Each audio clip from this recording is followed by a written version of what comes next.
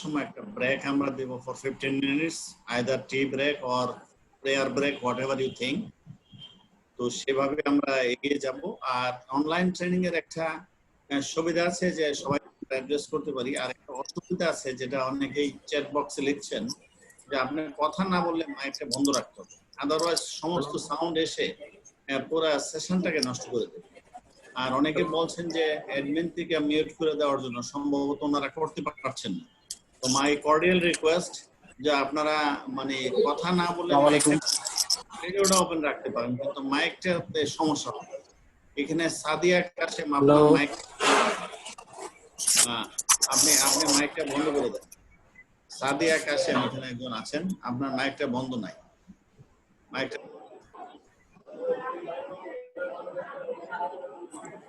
তারপরেও এখানে আরো কয়েকজন আছেন, আমি আর নাম বলতে চাচ্ছি না, আপনারা মাইকটা একটু বন্ধ রাখলে সুবিধা হয় আর আপনারা শুনতে পারেন। তো আমি আমার প্রেজেন্টেশনটা আমরা শুরু করছি, এবং এটা আমি বাংলা ইংলিশ করব, কারণ সকল শব্দ বাংলায় বলা যায় না, সকল বলা যায় না।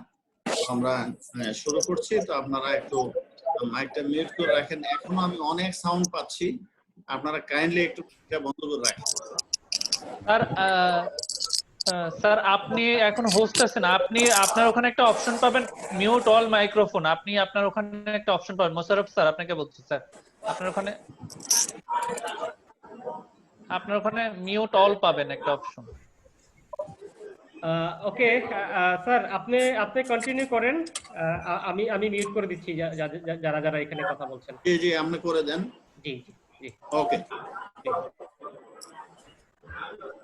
প্লিজ আপনি কন্টিনিউ করেন স্যার।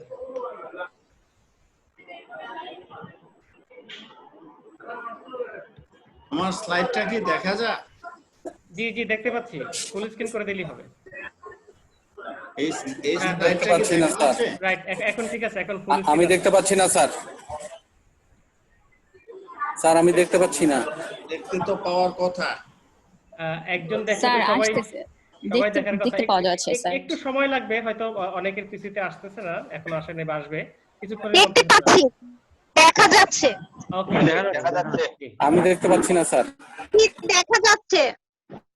যারা দেখতে পাচ্ছেন একটু সাইলেন্ট থাকি আমরা। জি, এইখানে আমার হাতে কোনো কন্ট্রোল নাই, সবাই দেখতে পারার কথা। যদি কোনো কারণে কেউ দেখতে না পেরে থাকেন, সেটা সম্ভবত আপনার এখানে কোনো সিস্টেমে প্রবলেম থাকতে পারে, কিন্তু from my end there is no problem. Majority তো দেখতে পাচ্ছেন।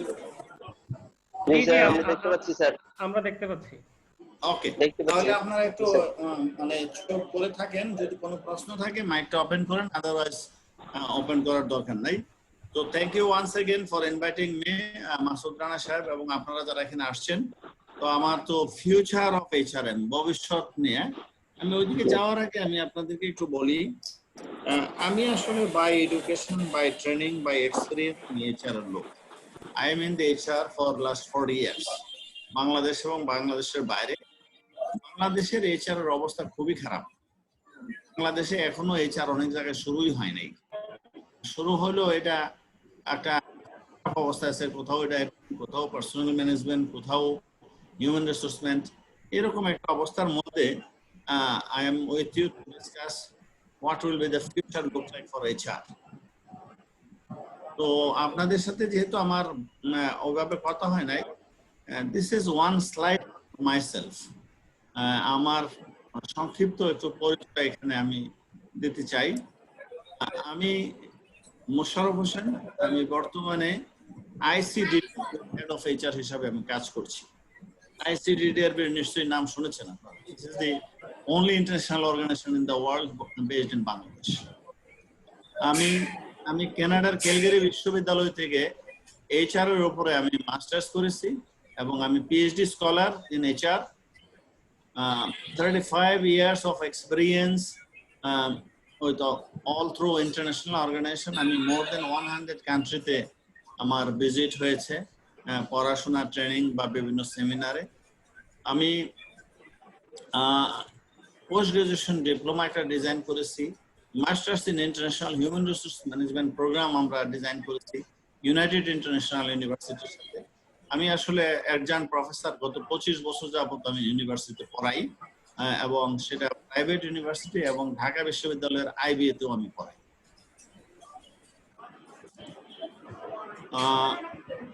আইসিডিডির কথা বলছি, আমি প্রায় 50-60টা অ্যাওয়ার্ড পেয়েছি, তার মধ্যে life time achievement award, global HR achievement award এগুলি পেয়েছি।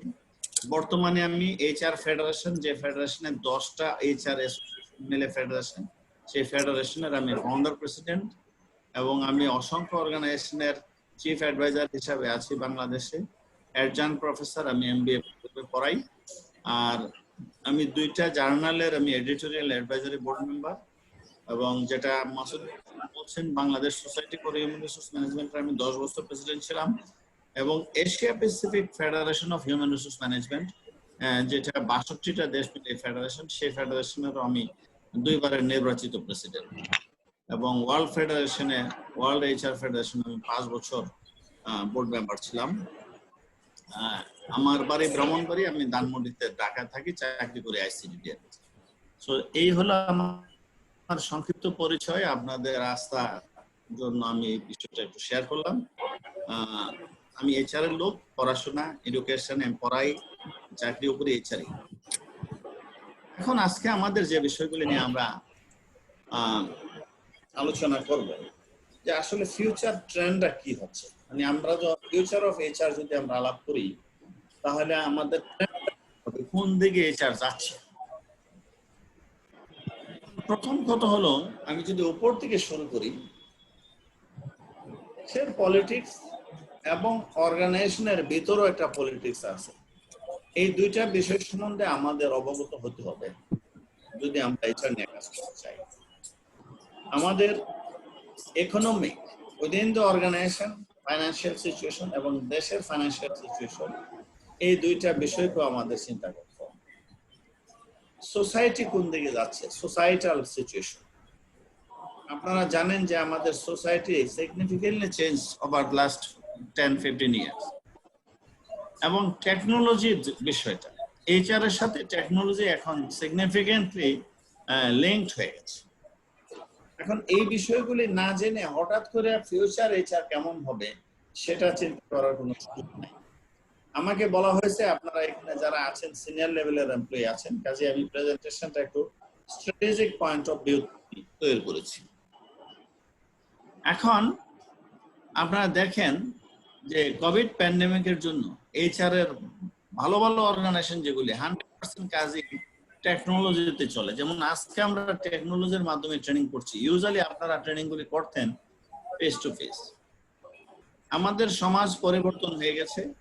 এখন যে সমাজে আপনারা আমরা জন্মেছিলাম সেই সমাজ নাই, এবং এটা ভালো মন্দিরই আছে, কিন্তু এটা আমাদের কোনো চয়েসও নাই, এর মধ্যে আমাদের কাজ করতে হবে।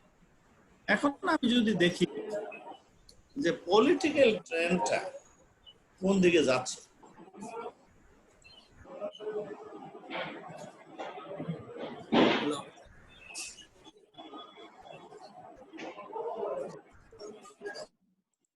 পলিটিক্যাল ট্রেন্ড যদি দেখেন, ট্রান্সপারেন্সির কথা আমি যদি এখান থেকে শুরু করি, ট্রান্সপারেন্সির কথা কিন্তু এখন আলোচনা হচ্ছে সকল ক্ষেত্রে। দেশের মধ্যে, অর্গানাইজেশনের মধ্যে স্বচ্ছতার বিষয়টা করে চলে আসছে। আমি যাকে ইচ্ছা চাকরি দিয়ে দেবো সেই সুযোগ আর নাই, কিন্তু you have to select people through fair and transparent system. মানুষ চ্যালেঞ্জ করলে যেন সেটা আমরা বলতে পারি। আমাদের যে পাওয়ার, দেয়ার ওয়াজ এ টাইম পাওয়ার এক ব্যক্তির কাছে ছিল, অর্গানাইজেশনে সব পাওয়ার এক ব্যক্তির কাছে। এখন এটা সম্ভব না, ট্রেন্ড চেঞ্জ হয়ে যাচ্ছে। Power is decentralising, delegation of authority has been created. Authority delegation মাধ্যমে ফ্রন্ট লাইনকে মোস্ট দিয়ে করা হচ্ছে, এখন অথরাইজ করা হচ্ছে, এবং বিজনেস এবং পলিটিক্স এর মধ্যে গ্যাপ কমে যাচ্ছে। পলিটিক্স আর বিজনেস বাংলাদেশে মিক্স আপ হয়ে গেছে। আপনারা নিশ্চয়ই জানেন 62% of the parliament member এখন বিজনেসম্যান অর উইমেন। তো কাজে পলিটিক্স এর সাথে আমাদের গ্যাপটা অনেকটা কমে গেছে এখন, এবং এটা ভালো মন্দ সেটা আমি কোনো কিছু বলছি না। এবং বিজনেস পিপলরা এখন ইনক্রিজিংলি পলিটিক্স এর সাথে চলে আসছে, এবং এটাতে একটা অসুবিধা হলো যে এটা আমি রাষ্ট্রীয়ভাবেই যদি আপনি দেখেন যে খুব বেশি একটা কন্ট্রোল করা যাচ্ছে, হঠাৎ করে পেঁয়াজের দাম বেড়ে যাচ্ছে, আলুর দাম বেড়ে যাচ্ছে, এটা কিছু করা যাচ্ছে না। অনেক কথাবার্তা হচ্ছে কিন্তু বাস্তবে কোনো কিছু হচ্ছে না। এটার কারণ হলো যত বেশি লেজিসলেটিভ অ্যাসেম্বলিতে বিজনেসম্যানরা থাকবে, পলিসিগুলি করাটা নিরপেক্ষভাবে কঠিন হয়ে যাচ্ছে, এবং এটাকে আমরা মাথায় রেখেই কাজ করতে হবে। এবং এটা যে শুধু বাংলাদেশের অবস্থা তা না, this is the reality in the whole world. Donald Trump is the businessman, he is the president of the USA, ঠিক আছে, কিছু করার নাই। এবং আরেকটা জিনিস দেখবেন যে increase in the power of the non state actors. কোন এক সময় ছিল রাষ্ট্রের ওই সমস্ত ক্ষমতা ছিল, কিন্তু এখন এই ক্ষমতাগুলি রাষ্ট্রের হাতে সবকিছু নাই। ওয়ার্ল্ড ব্যাংক আছে, বিভিন্ন প্রাইভেট অর্গানাইজেশন আছে, বিভিন্ন সোশ্যাল সিভিল সোসাইটি অর্গানাইজেশন আছে, তারাও কিন্তু অনেক পাওয়ারফুল হয়ে গেছে। এবং এখন শুধুমাত্র বিজনেস বাংলাদেশের ভিতরে আমরা করব সেরকম না, আমাদের বাংলাদেশের বাইরেও কিন্তু বিজনেস করতে হচ্ছে। সো ক্রস বাউন্ডারি রিলেশনশিপ আমাদের ইমপ্রুভ করতে হবে। Most organization become local to global, এই একটা সিচুয়েশন কিন্তু আমাদের এই পলিটিক্যাল ট্রেন্ডটা আমাদের এরকম হয়ে গেছে।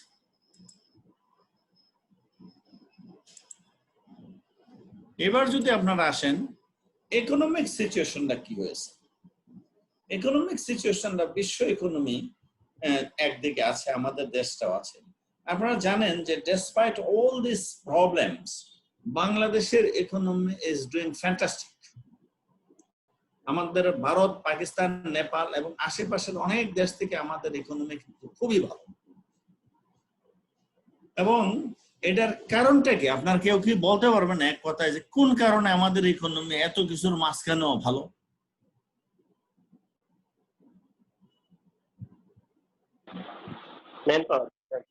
ইয়েস, ম্যান পাওয়ার বলছেন নিলাম, কিন্তু এটা বললেই চলবে না, এটাকে পার্সন পাওয়ার বলতে হবে বা হিউম্যান রিসোর্স বলতে হবে। কারণ আমাদের এই জনগোষ্ঠীর মধ্যে একটা বিরাট অংশ ফিমেলও আছে, ইনক্লুডিং আমাদের অনারেবল প্রাইম মিনিস্টার। তো সেই ক্ষেত্রে আমাদের যেহেতু ডিভিডেন্ড যাচ্ছে, আমাদের দেশে ইয়াং জেনারেশন লোক অনেক বেশি, এবং এটা ডেমোগ্রাফাররা বলেন যে এই ডেমোগ্রাফিক ডিভিডেন্ড যে দেশ তারা একবার এক্সপিরিয়েন্স হয় তারা কিন্তু ধনী দেশ হয়ে যায়, এবং সেই সম্ভাবনা আমাদেরও আছে। জাপান এই ডেমোগ্রাফিক ডিভিডেন্টের অপরচুনিটিস পেয়ে দে বিকাম রিচ কান্ট্রি। তো কাজে আমাদের প্রথম কথা হলো যে আমাদের ইকোনমি ইজ ডুইং ওয়েল।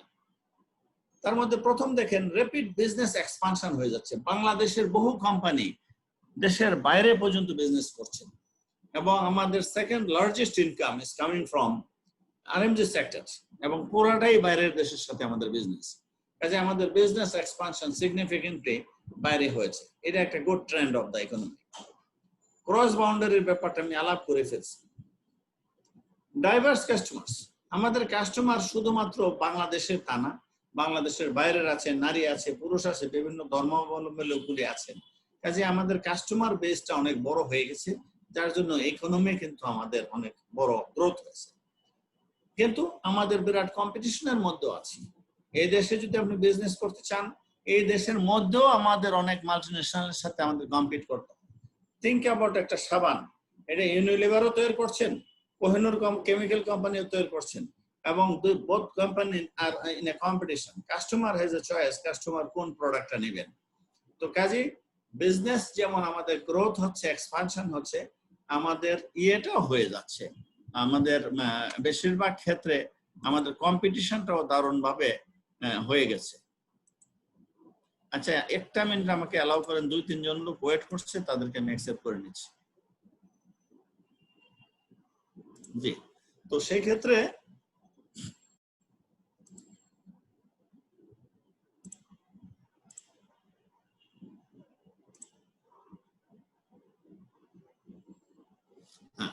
তাহলে কম্পিটিশনটা আমাদের দারুণভাবে বেড়ে গেছে, এবং national debt to GDP ratio এটা আমাদের ইনক্রিজিংলি বেড়ে যাচ্ছেন, এবং less unskill job available, with high unskill worker. এখন আপনি যদি দেখেন যে Bangladesh is known as unskill labour market. আমাদের আনস্কিল লেবার মার্কেট হওয়ার জন্য আমাদের লোকগুলি খুব বেশি ইনকাম করতে পারছে না। আপনি দেখেন মিডল ইস্টে যদি যান দেখবেন যে আমাদের লোকগুলি বেশিরভাগ ক্ষেত্রেই তারা বিভিন্ন ক্লিনিং জবের সাথে আছে। তো আমাদের মার্কেটটা আপস্কিল করতে হবে। শুধু আনস্কিল লোক পাঠাইলে যে বেনিফিট আমরা পাচ্ছি সেই বেনিফিটটা আমাদের জন্য সাফিসিয়েন্ট। স্কিলড ওয়ার্কার বাড়াইতে হবে। বাংলাদেশ সরকার স্কিল ডেভেলপমেন্ট অথরিটি এর নামে একটা অর্গানাইজেশন করেছেন, তারাও চেষ্টা করছেন। আমাদের আসলে স্কিলড লোক যদি একজন পাঠাই 10 জন আনস্কিল লোকের সমান ইনকাম করতে পারে, সেই সত্যটা কিন্তু আমাদের মেনে নিতে হবে। তারপরে আমাদের যেটা হচ্ছে যে ইনক্রিজ ইকোনমিক গ্রোথ হচ্ছে, গ্লোবাল কম্পিটিশন হচ্ছে। এখন সকল বিজনেস ই কমার্সের মধ্যে চলে আসছে। ই কমার্স মানে আপনি বাসায় বসে সব অর্ডার দিতে পারছেন অনলাইনে, আপনি ডেলিভারিও পাচ্ছেন অনলাইনে। এই যে অনলাইনে পেমেন্ট করতে পারছেন, এই যে গেটওয়েটা সৃষ্টি হয়েছে, this is call e commerce. এবং এখন আপনারা তিতাসের আছেন, আমার বাড়ি তিতাসের পার। আপনাদের সম্বন্ধে আমার একটা অভিযোগ আছে, সেটা হলো যে আপনাদের বিলটা আমি অনলাইনে এখনো দিতে পারি না, যেটা আমি কারেন্টেরটা দিতে পারি। তো যেখানে পুরা দেশ চলে যাচ্ছে ই কমার্সে, আপনারা কিন্তু স্যার অলরেডি এটা এস্টাবলিশ হয়ে গেছে স্যার। আমাদের অনলাইন আপনি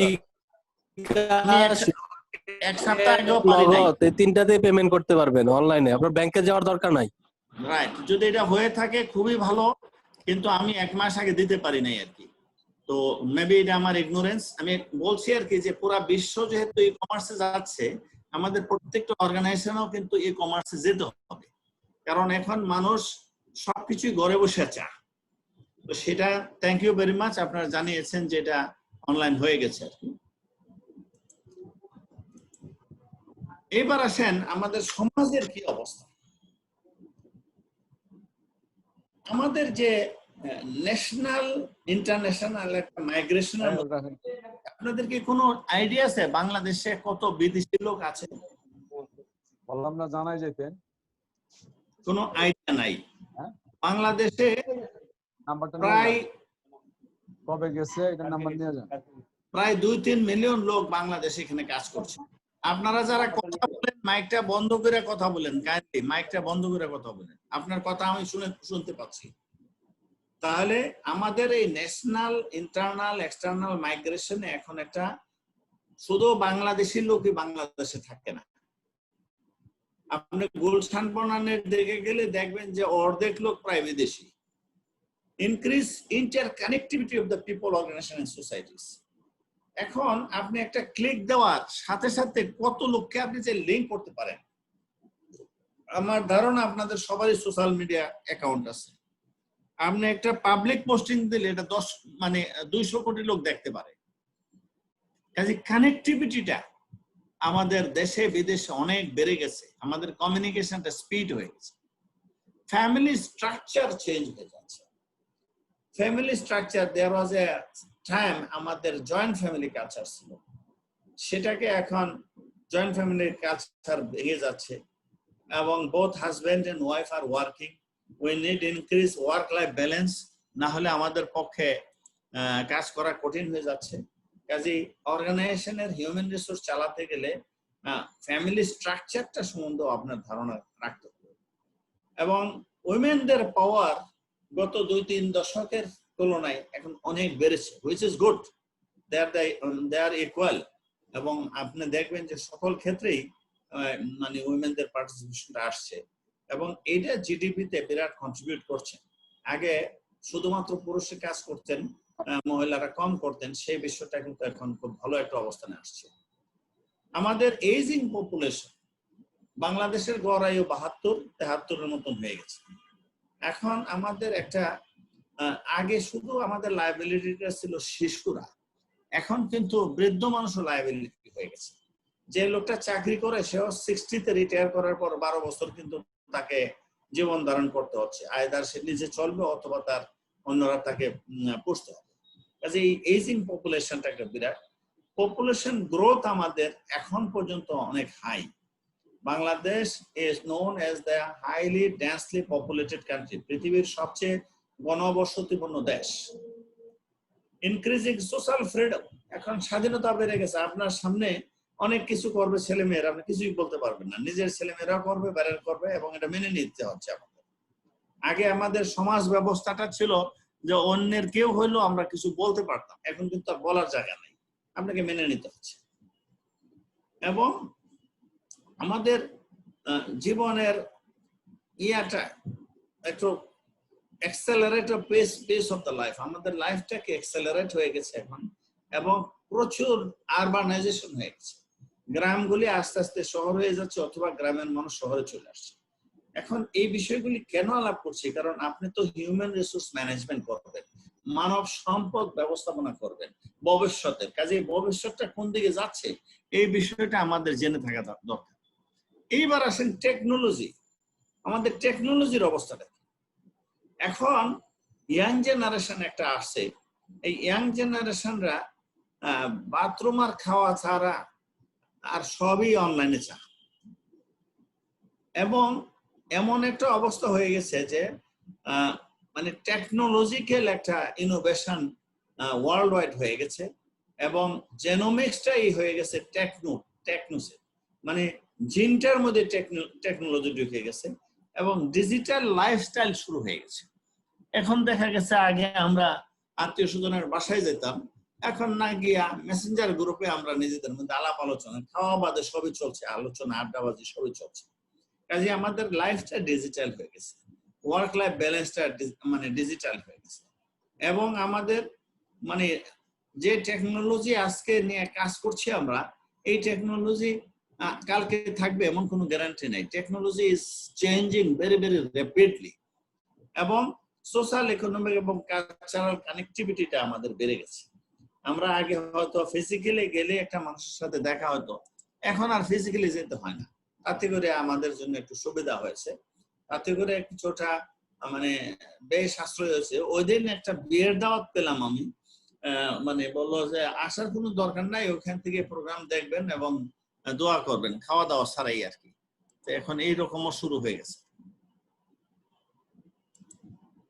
এখন আসেন তাহলে এইচআর হিসেবে টপ এইচআর ট্রেন্ড কোনগুলি এখন আমাদের।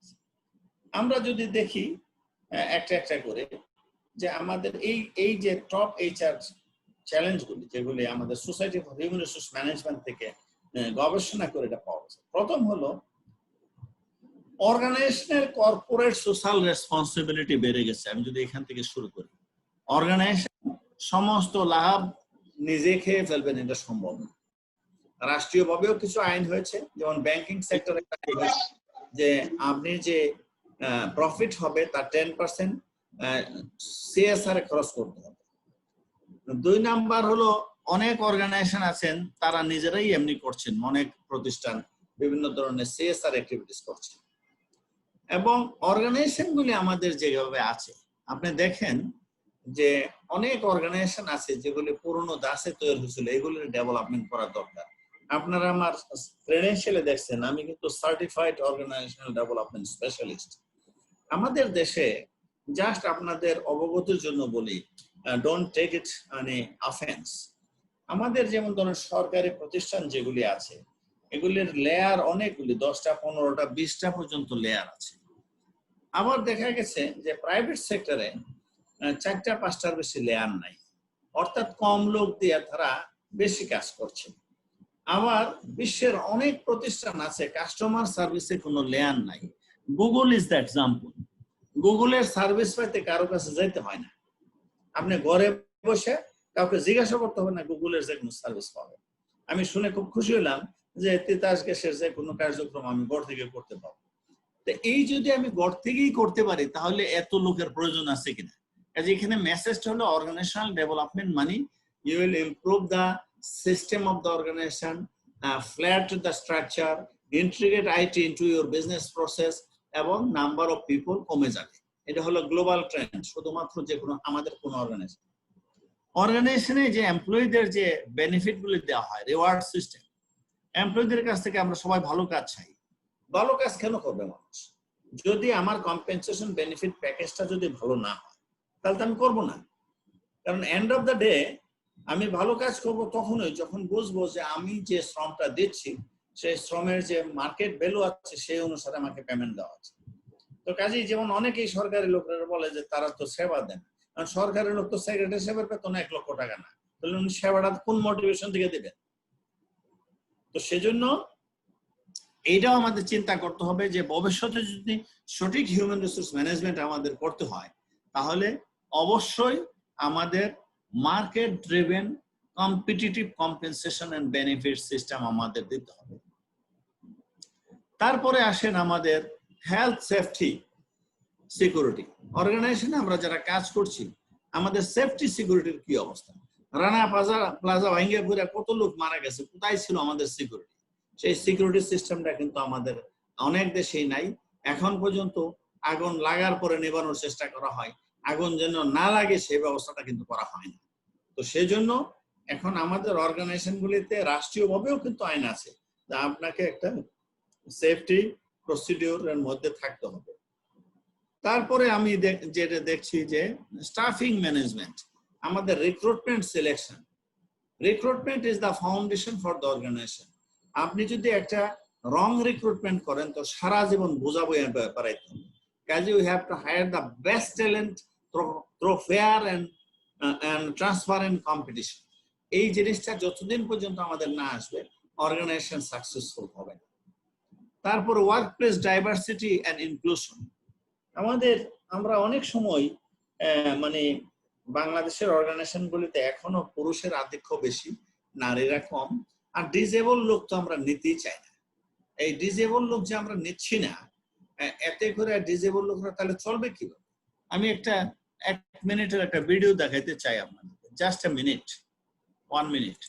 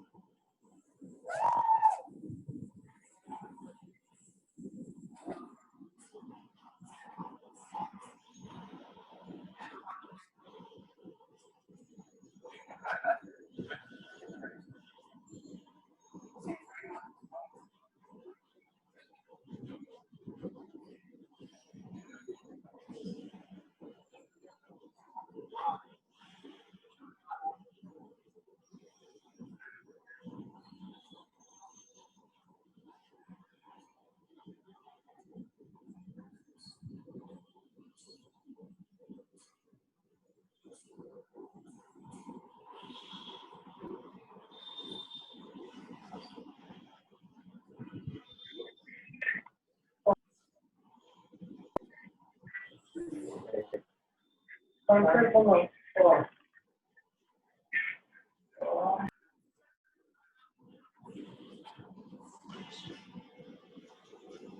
scary to know how many people are just angry at life because of their situation at home. They're angry at others. It's scary to know how many people are just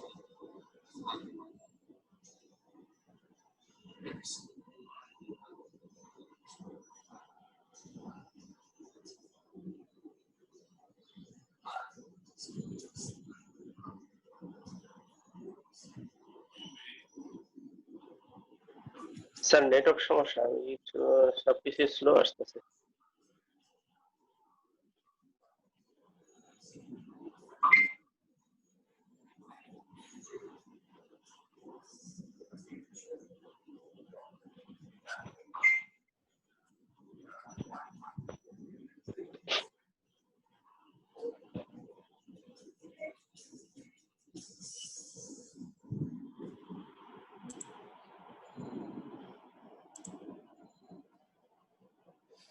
আপনারা তো দেখলেন আমাদের দেশে এরকম একজন হলে তো মসজিদের সামনে শুয়ে ভিক্ষা করা ছাড়া তার কোনো উপায় ছিল না, তার নাকি? জি স্যার। এই লোকে ইনি হইলেন ওয়ার্ল্ডের এক মোটিভেশনাল স্পিকার। ওনার একটা স্পিক $10 লাখ।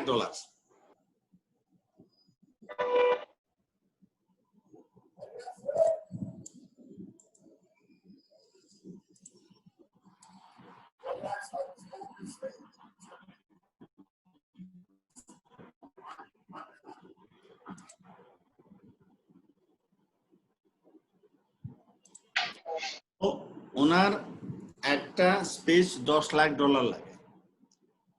আমি যে কারণে এটা দেখাইলাম আপনাদেরকে, আমাদের অফিসের যে কাজগুলি আমরা করি সেই কাজগুলির এমন কাজ আছে যেখানে হাতের প্রয়োজন নাই, এমন কাজ আছে যেখানে পায়ের প্রয়োজন নাই, আর চাকরি ক্ষেত্রে তো সেক্সুয়াল অর্গানের কোনো গুরুত্বই নেই। কাজে আমরা যে শুধু পুরুষ নেব, শুধু নারী নেব, হিজড়া নেব না, ডিজেবল নেব না, এটা কিন্তু আমাদের একটা ভ্রান্ত ধারণা। এই লোকটাকে আমরা সুযোগ করে দেওয়াতেই, Australia, he is from Australia, Nick বুঝেছে কোনার নাম, সুযোগ করে দেওয়াতেই কিন্তু সে অস্ট্রেলিয়ার মুখ উজ্জ্বল করেছে। আমরা আমাদের ফেডারেশন থেকে তাকে আনতে চেয়েছিলাম, $10 লাখ চেয়েছে এবং প্লেন চার্টার করে আনতে হবে। এখন এই যে এত গুরুত্বপূর্ণ একটা লোক হলেন, তার যোগ্যতাটা কি এবং তার অর্গানটা, কোন অর্গানটা তার দরকার লাগছে? তার মুখ এবং তার ব্রেন। সে ডিজেবল হলেও তার মুখ এবং ব্রেন ঠিক আছে এবং সে যে কাজগুলি করে দেখালো, অ্যাটলিস্ট আমি এই সবগুলি করতে পারবো, আমার পক্ষে সম্ভব না। তো কাজে let's not undermine people, let's recognize the capacity of the people. তো এটা এই জন্য বললাম যে ডাইভার্সিটিটা আমাদের খুবই প্রয়োজন। আমরা যদি এটাকে অ্যাপ্রিশিয়েট না করি তাহলে অর্গানাইজেশন উইল বি সাফারিং। তো এই ওয়ার্কপ্লেস ডাইভার্সিটিটা আমাদের লাগবে। এমপ্লয়ি রিলেশন, সুসম্পর্ক থাকতে হবে এমপ্লয়ীদের সাথে, অর্গানাইজেশনের ম্যানেজমেন্টের সুসম্পর্ক থাকতে হবে। এই যে আমরা অনেক সময় ম্যানেজমেন্ট থেকে ধমক দেই, খারাপ ব্যবহার করি, রিমেম্বার এই যে ম্যানেজার খারাপ ব্যবহার করছেন, ডিসরেসপেক্ট কিন্তু উনি আর্ন করছেন, সামনে কিছু বলবে না কিন্তু you lost your all respect. এই জিনিসটা কিন্তু আমাদের কাজে এমপ্লয়ি রিলেশনটা ভালো রাখতে হবে। টেকনোলজির কথা আমি বলেছি, টেকনোলজির আরো আলোচনা হবে। এথিক্যাল হতে হবে, human resource management should be ethical. আমার কাছে রিটেনের প্রশ্ন আছে, আমি তো ইচ্ছা করলে দিয়ে দিতে পারি, আমি দিলে তো আর আমার এথিক্স থাকলো না। আমি ভাইবা বোর্ডে বসছি, আমি ইচ্ছা করলে একজনকে বেশি নাম্বার কম নাম্বার দিতে পারি, আমার এথিক্স তো থাকলো না। এবং আমাদের হিউম্যান রিসোর্স প্র্যাকটিসটাকে গ্লোবাল স্ট্যান্ডার্ডে নিয়ে যেতে হবে এবং সঠিক একটা লেবার ম্যানেজমেন্ট, আমাদের লেবার রিলেশন থাকতে হবে। এই প্রায় দেখেন ঈদ আসলে বোনাস দেন না, বাংসুর চলতেছে। আরে বাবা, এরা দিয়ে তো রোজগার করছেন, তো বোনাসটা দিবেন না কেন? তো এই 11টা এরিয়া আছে, ভবিষ্যতে এই 11টা এরিয়াতে আমাদের ফোকাস করতে হবে যদি সঠিক হিউম্যান রিসোর্স ম্যানেজমেন্ট আমরা করতে চাই। এইবার আসেন, তাহলে আমাদের কি করতে হবে? পুরা বিষয়গুলিকে আমাদের চেঞ্জ করতে হবে। এবং হিউম্যান রিসোর্স ম্যানেজমেন্টের একজন প্র্যাকটিশনার হিসাবে আপনারা আমার ক্রেডেনশিয়াল দেখেছেন, আমি বাই এডুকেশন বাই এক্সপিরিয়েন্স আমি গ্লোবালি রেকগনাইজড একজন এইচআর প্রফেশনাল। সেই জায়গায় থেকে আপনাদেরকে বলতে চাই যে আমাদের তাহলে কি করতে হবে, যারা এইচআর প্রফেশনাল ভবিষ্যতে হবে, যাদের দ্বারা হিউম্যান রিসোর্স ম্যানেজমেন্ট হবে এবং যিনি ম্যানেজারিয়াল পজিশনে থাকবে, তার একটা গ্লোবাল মাইন্ডসেট থাকতে হবে, লোকাল মাইন্ডসেট দিয়ে হবে না। পুরা বিশ্বে কি হচ্ছে human resource management and development, সেটা আমাদের মাথায় রাখতে হবে। আমাদের ক্রস কালচারাল সেভি হবে। আমাদের বাংলাদেশ কোনো এক সময় ছিল যে আমরা মুসলিম দেশ, সমস্ত কৃষ্টি কালচার মুসলিম হবে। আমরা ছোটবেলা দেখেছি, আই এম রানিং 63, আমি ছোটবেলা দেখেছি রোজার দিন হোটেল সব বন্ধ, এখন দেখি খোলা থাকে। আগে হুজুররা গিয়ে আগুন লাগাই দিতেন হোটেলে। আরে বাবা, আপনি যে আগুন লাগাই দিতেছেন, একটা লোক অসুস্থ, তার হয়তো খাইতে হবে, অথবা অন্য ধর্মের লোক তো আমার 5% আছে। তো কাজেই দেশের মধ্যে, অর্গানাইজেশনের মধ্যে ক্রস কালচারাল সেভি থাকে। আমি আইসিডি এর ভিতরে কাজ করি, আমাদের রোজার মাসে ক্যান্টিন খোলা থাকে, কাউকে জোর করে ইবাদত বন্দেগী করানো যাবে না। কেউ যদি রাখে রোজা, রাখবে, না রাখলে সে ক্যান্টিনে খাবে, তার জবাব সে দেবে। অর্গানাইজেশনের এরকম এটা কোনো দায়িত্ব না। তারপরে এখন আমাদের একটা কালচার ছিল, এখনো আছে, যে সকল এমপ্লয়ি অফিসে যেতে হবে। রিসার্চ প্রুভ করে দিয়েছেন 60% এমপ্লয়ি অফিসে যাওয়ার কোনো প্রয়োজন নাই, সে বাসায় থেকে কাজ করতে পারে। আমি আপনাদের অবগতির জন্য বলি, গত 7 মাস যাবত একদিনের জন্য আমি অফিসে যাই নাই, কিন্তু আমি খুব ভালোভাবে অফিসে কাজ করছি। 7 মাস, আই রিপিট, লাস্ট 7 মান্থ আমি অফিসে যাই নাই। টেকনোলজিক্যালি আমি এমন জায়গায় আছি যে আমার কোনো কাজ করতেই আমার বাসার থেকে অসুবিধা হয় না। তারপরে আমাদের যে কমিউনিকেশন গুলি, এই কমিউনিকেশনটা আমাদের ইন্টেলেকচুয়াল কমিউনিকেশন করতে হবে, এই স্কিলটা আমাদের বাড়াতে হবে। এই কমিউনিকেশন স্কিলটা আমাদের ইন জেনারেল ম্যানেজারদের বাংলাদেশে খুব একটা ভালো না। টেকনিক্যাল কম্পিটেন্সিজ আমাদের বাড়াতে হবে। যে কোনো জবের একটা বিহেভিয়ারাল কম্পিটেন্সি আছে এবং টেকনিক্যাল কম্পিটেন্সি আছে। তারপরে যেমন ধরুন ক্রস কালচারাল সেন্সিটিভিটি। আমাদের দেশে প্রায় 20 থেকে 25টা বিভিন্ন দেশের লোক কাজ করে। আমাদের অর্গানাইজেশনে 5-7টা দেশের লোক কাজ করে। প্রত্যেকের কালচারকে আমার রেসপেক্ট করতে হবে। আমি যদি বলি যে দুর্গাপূজা এটা কোনো কিছুই না, এটা কোনো গুরুত্বই নাই, এটা হবে না, এরকম বলা যাবে না, বলার সুযোগ নাই। তো কাজে প্রত্যেকের কালচারকে আমাদের রেসপেক্ট দেখাইতে হবে। রাষ্ট্রীয়ভাবে কিন্তু আমরা ধর্ম নিরপেক্ষতার মধ্যে আমরা আছি, এবং আমাদের রিটেন কমিউনিকেশন স্কিলসটা খুব বাড়াতে হবে। আমরা অনেকেই সঠিক কমিউনিকেশন করতে পারি না। আমি তো ইউনিভার্সিটিতে পড়াই, অনেকে মাস্টার ডিগ্রি নেওয়ার পরও এক পাতা ইংরেজি সঠিকভাবে লিখতে পারে না, এটা আমাদের জন্য দুঃখজনক। এবং যে কোনো ম্যানেজারিয়াল পজিশনে, এইচআর ম্যানেজার তো অবশ্যই পাবলিক স্পিকিংটা খুব বাড়াতে হবে। আমাদের দেশে একটা কালচার আছে যে দেখে দেখে ভাষণ দেওয়া, দেখে দেখে কথা বলা, এটা মানুষ শুনে না। আপনারা কি কোনো আমেরিকান প্রেসিডেন্টকে দেখছেন দেখে ভাষণ দিতে? কাজে আমাদের এখন যদি গ্লোবাল কম্পিটিশনে টিকে থাকতে হয়, তাহলে আমাদের পাবলিক স্পিকিংটা বাড়াতে হবে এবং লিডারশিপ ডেভেলপ করতে হবে। Leader is not born, leader is made. Leader যেহেতু মেড আপ, আমাদের লিডারশিপ পাইপলাইনটা তৈরি করতে হবে। আজকে আপনি ডিজিএম বা জিএম, আপনি কিছুদিন পর রিটায়ার হয়ে যাবেন, আপনার জায়গায় কে আসবে? কাজে নিচের দিকের থেকে লিডারশিপ তৈরি করার একটা ব্যবস্থা অর্গানাইজেশনের মধ্যে থাকে। এখন যদি আমরা দেখি, যে কথাটা আমি বলছিলাম, আমাদের অর্গানাইজেশন গুলিকে ডেভেলপমেন্ট এমন ভাবে করতে হবে যে আমরা 20% এফোর্ট দিয়ে 80% রেজাল্ট যেন আমরা পাই। এবং আমি অসংখ্য টেলিভিশন প্রোগ্রাম, আমাকে আপনারা দেখেছেন কিনা আমি জানি, আমার মনে হয় যে আমি টেলিভিশনে প্রচুর প্রোগ্রাম করি, হয়তোবা দেখছেন, কিন্তু HR related, management related programme করি। In one of the programme, টেলিভিশনের একটা প্রোগ্রামে আমি বলছি, এই আপনারা কথা বললেন না, আপনারা কথা বললে তো আওয়াজটা আসছে, বন্ধ করে কথা বলেন। আপনারা একটু বন্ধ করে কথা বলেন, কাইন্ডলি আপনারা মাইকটা বন্ধ করে কথা বলেন যদি কারো কথা বলার প্রয়োজন হয়। ওকে, তো যে বিষয়টা আমি বলছিলাম যে আমাদের কম লোক দিয়ে বেশি কাজ করাতে হবে।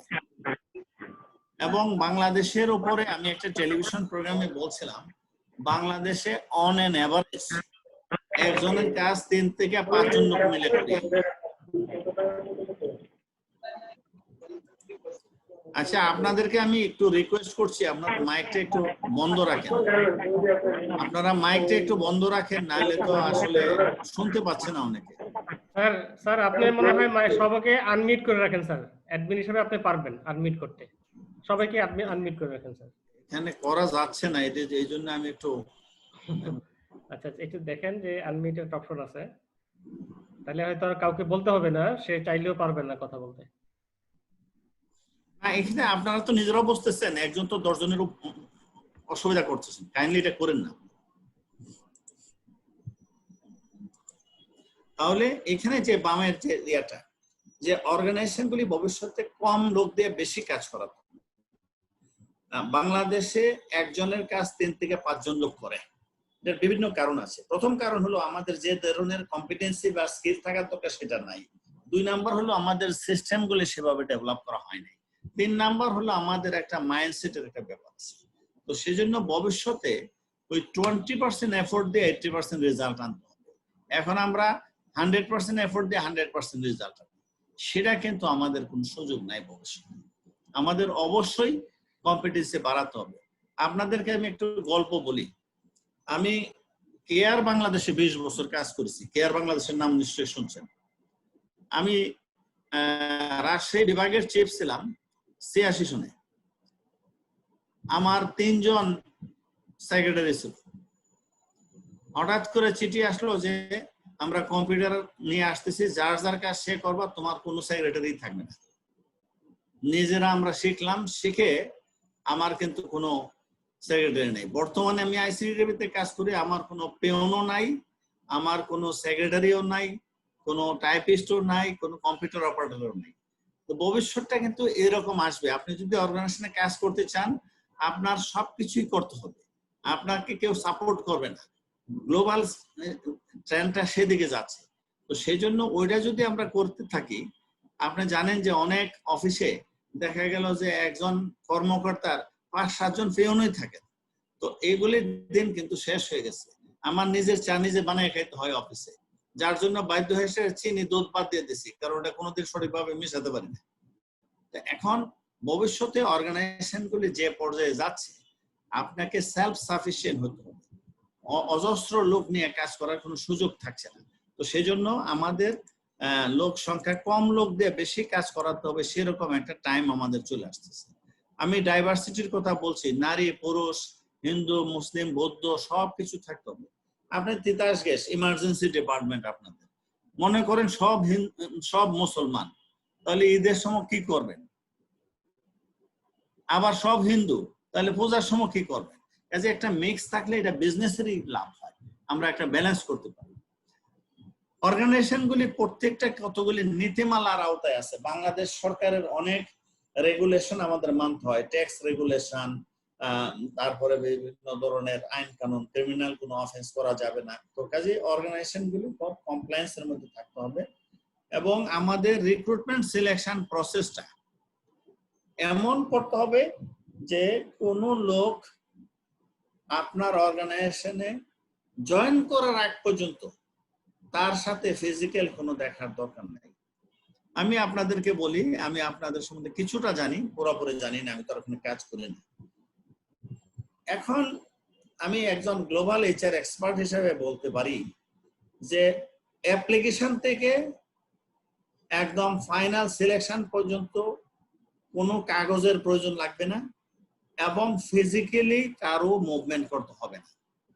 অনলাইনে অ্যাপ্লিকেশন করবেন, অনলাইনে সে অ্যাকনলেজমেন্ট পাবেন, শর্টলিস্টিং অনলাইনে হবে, রিটেন অনলাইনে দেবে, ভাইভা প্রেজেন্টেশন যা লাগে সব অনলাইনে দেবে, রেফারেন্স চেক অনলাইনে হবে, ফাইনাল জয়েনিংটার সময় সে অফিসে আসবে।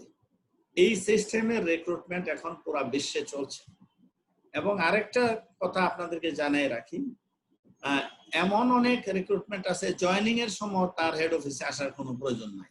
ধরেন আপনি তিতাস গ্যাস তাকে হায়ার করেছেন, তার ব্রাহ্মণবাড়িয়া জয়েন করতে হবে, সে ব্রাহ্মণবাড়িয়া জয়েন করে আপনাকে জয়েনিং রিপোর্ট পাঠিয়ে দিবে। তো সেজন্য এখন ভবিষ্যতে আমাদের পুরোপুরি টেকনোলজিক্যাল ইন্টিগ্রেশন করে মডার্ন রিক্রুটমেন্ট সিলেকশনের মধ্যে আমাদের চলে যেতে হবে, না হলে আমরা কিন্তু থাকতে পারবো। তারপরে আমাদের কম্পেনসেশন বেনিফিটের কথাটা আমি আগেই বলছি, কোনোদিন কেউ ভালো কাজ করবে না, এক্সট্রাঅর্ডিনারি কাজ করবে না যদি তার বেতন, বাতাদি, বোনাস এগুলি যদি মার্কেটের সাথে কম্পিটিটিভ না হয়। এটা আমাদের মনে রাখতে হবে, শুধু কাজের চাপ দিলে হবে না, কম্পেনসেশন বেনিফিটের ব্যাপারটা আমাদের থাকতে হবে। এবার আসেন তাহলে আমাদের স্ট্র্যাটেজিক এইচআর এর নেক্সট ব্যাপারটা হলো যে আমাদের যে প্রসেসগুলি আছে সেই প্রসেসগুলিকে আমাদের ইমপ্রুভ করতে হবে। যে প্রসেসে এখন আমরা কাজগুলি করি, আমি আপনাদের 2-3টা গ্রুপকে আমি আগেও ট্রেনিং দিয়েছি অন্য এক জায়গায়। এখন মনে করেন আমি যদি বলি যে আপনাদের কত পার্সেন্ট কাজ অনলাইনে হচ্ছে এখন তিতাস গ্যাসের, যেহেতু আমি তিতাসের বেশি লোক দেখছি, আপনারা কি বলবেন যে কত পার্সেন্ট কাজ অফিসের, কত percent? I am not going to challenge, আপনি জাস্ট আমাকে বলেন। কোনো আইডিয়া?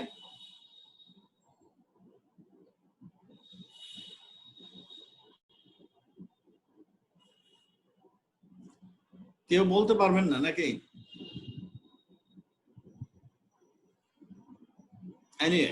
আমি আপনাদেরকে বলে দিই, আমি ক্যালগারি ইউনিভার্সিটিতে পড়েছি, কানাডার ক্যালগারি বিশ্ববিদ্যালয়।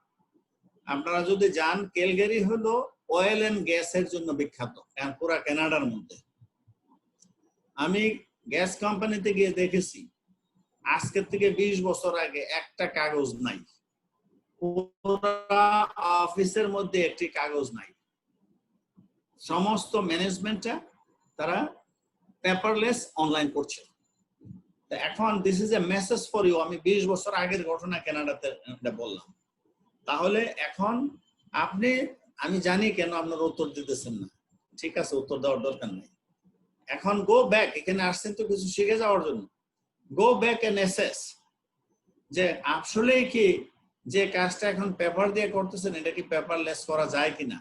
আমাদের মাননীয় প্রধানমন্ত্রী ডিজিটাল বাংলাদেশ ঘোষণা করেছেন, তো সেটার সাথেও আপনারা আছেন কিনা সেটাও কিন্তু, এটা শুধু তিতাস না, এখানে যে কোম্পানি আছেন সবার বেলায় আমি বলছি। তো এটা কিন্তু আমি আপনাদেরকে একটা মেসেজ দিলাম যে যে কাজগুলি আমরা পেপার বেস করছি এগুলিকে পেপারলেস করতে হবে, পেপারের উপর আরো আলোচনা আমার আছে। 2 নাম্বার হলো কস্ট কমাইতে হবে। অর্গানাইজেশনে যদি লাভ বাড়াইতে হয় 2 ভাবে লাভ বাড়ে, কস্ট কমায়ে আর একটা হলো প্রফিট বাড়ায়। প্রফিট বাড়াইতে গেলে অনেক কষ্ট, কস্ট কমানোটা অ্যাপারেন্টলি কম কষ্ট। আর কস্ট কমাইয়া যদি আপনি যদি 2 পিস কাগজ সেভ করেন তাহলে 2 টাকা সেভ হলে 2 টাকাই আপনার নেট প্রফিট। এখানে যদি ফাইন্যান্সের কেউ থাকেন, আমরা তো ইউনিভার্সিটিতে এটাই পড়াই যে সেভিং 1 টাকা ইজ নেট প্রফিট, আর্নিং 1 টাকা ইজ নট নেট প্রফিট, কারণ আর্ন করতে তার পিছনে খরচ করতে। আরেকটা হলো নন ট্রেডিশনাল সার্ভিসগুলি আমাদের কি করতে হবে, ইন্ট্রোডিউস করতে হবে।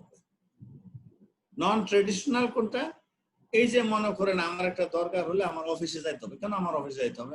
আমি জাস্ট ইয়া করব, মানে আমি একটা অনলাইনে একটা ক্লিক করে দেবো। যেমন একটু আগেই আমি জাস্ট অনলাইনে একটু ইয়া দিয়ে দিলাম, আইপিএস একটু প্রবলেম ছিল, এই 10 মিনিটের মধ্যে কোথায় থেকে এক লোক এসে সেরে এটা সব ঠিকঠাক করে দিয়ে চলে গেছে। তো কাজে এইরকম একটা সিস্টেম আমাদেরকে ইন্ট্রোডিউস করতে হবে ভবিষ্যতে। আর আপনারা যেহেতু সার্ভিস ইন্ডাস্ট্রি অনেকেই, তো আপনাদের জন্য কিন্তু আরো বেশি জরুরি। তাহলে আমাদের এই যে আলোচনাটা হচ্ছে, এই আলোচনার প্রেক্ষিতে এখন আমাদের অর্গানাইজেশনটাকে ডেভেলপমেন্ট করতে হবে।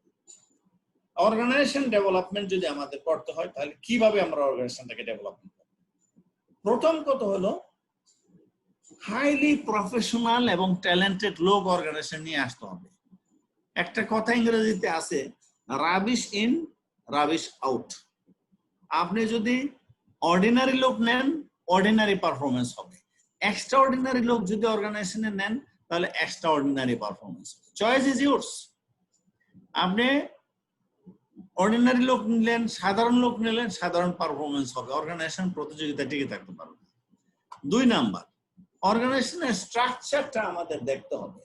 এখন পুরো বিশ্বে অর্গানাইজেশনের যে লেয়ার গুলি, এখানে 2-3 জন ডিজিএমও আছেন আমি দেখলাম, 1 জন না 2 জন, আপনারা একটু মেসেজটা নিয়ে যান।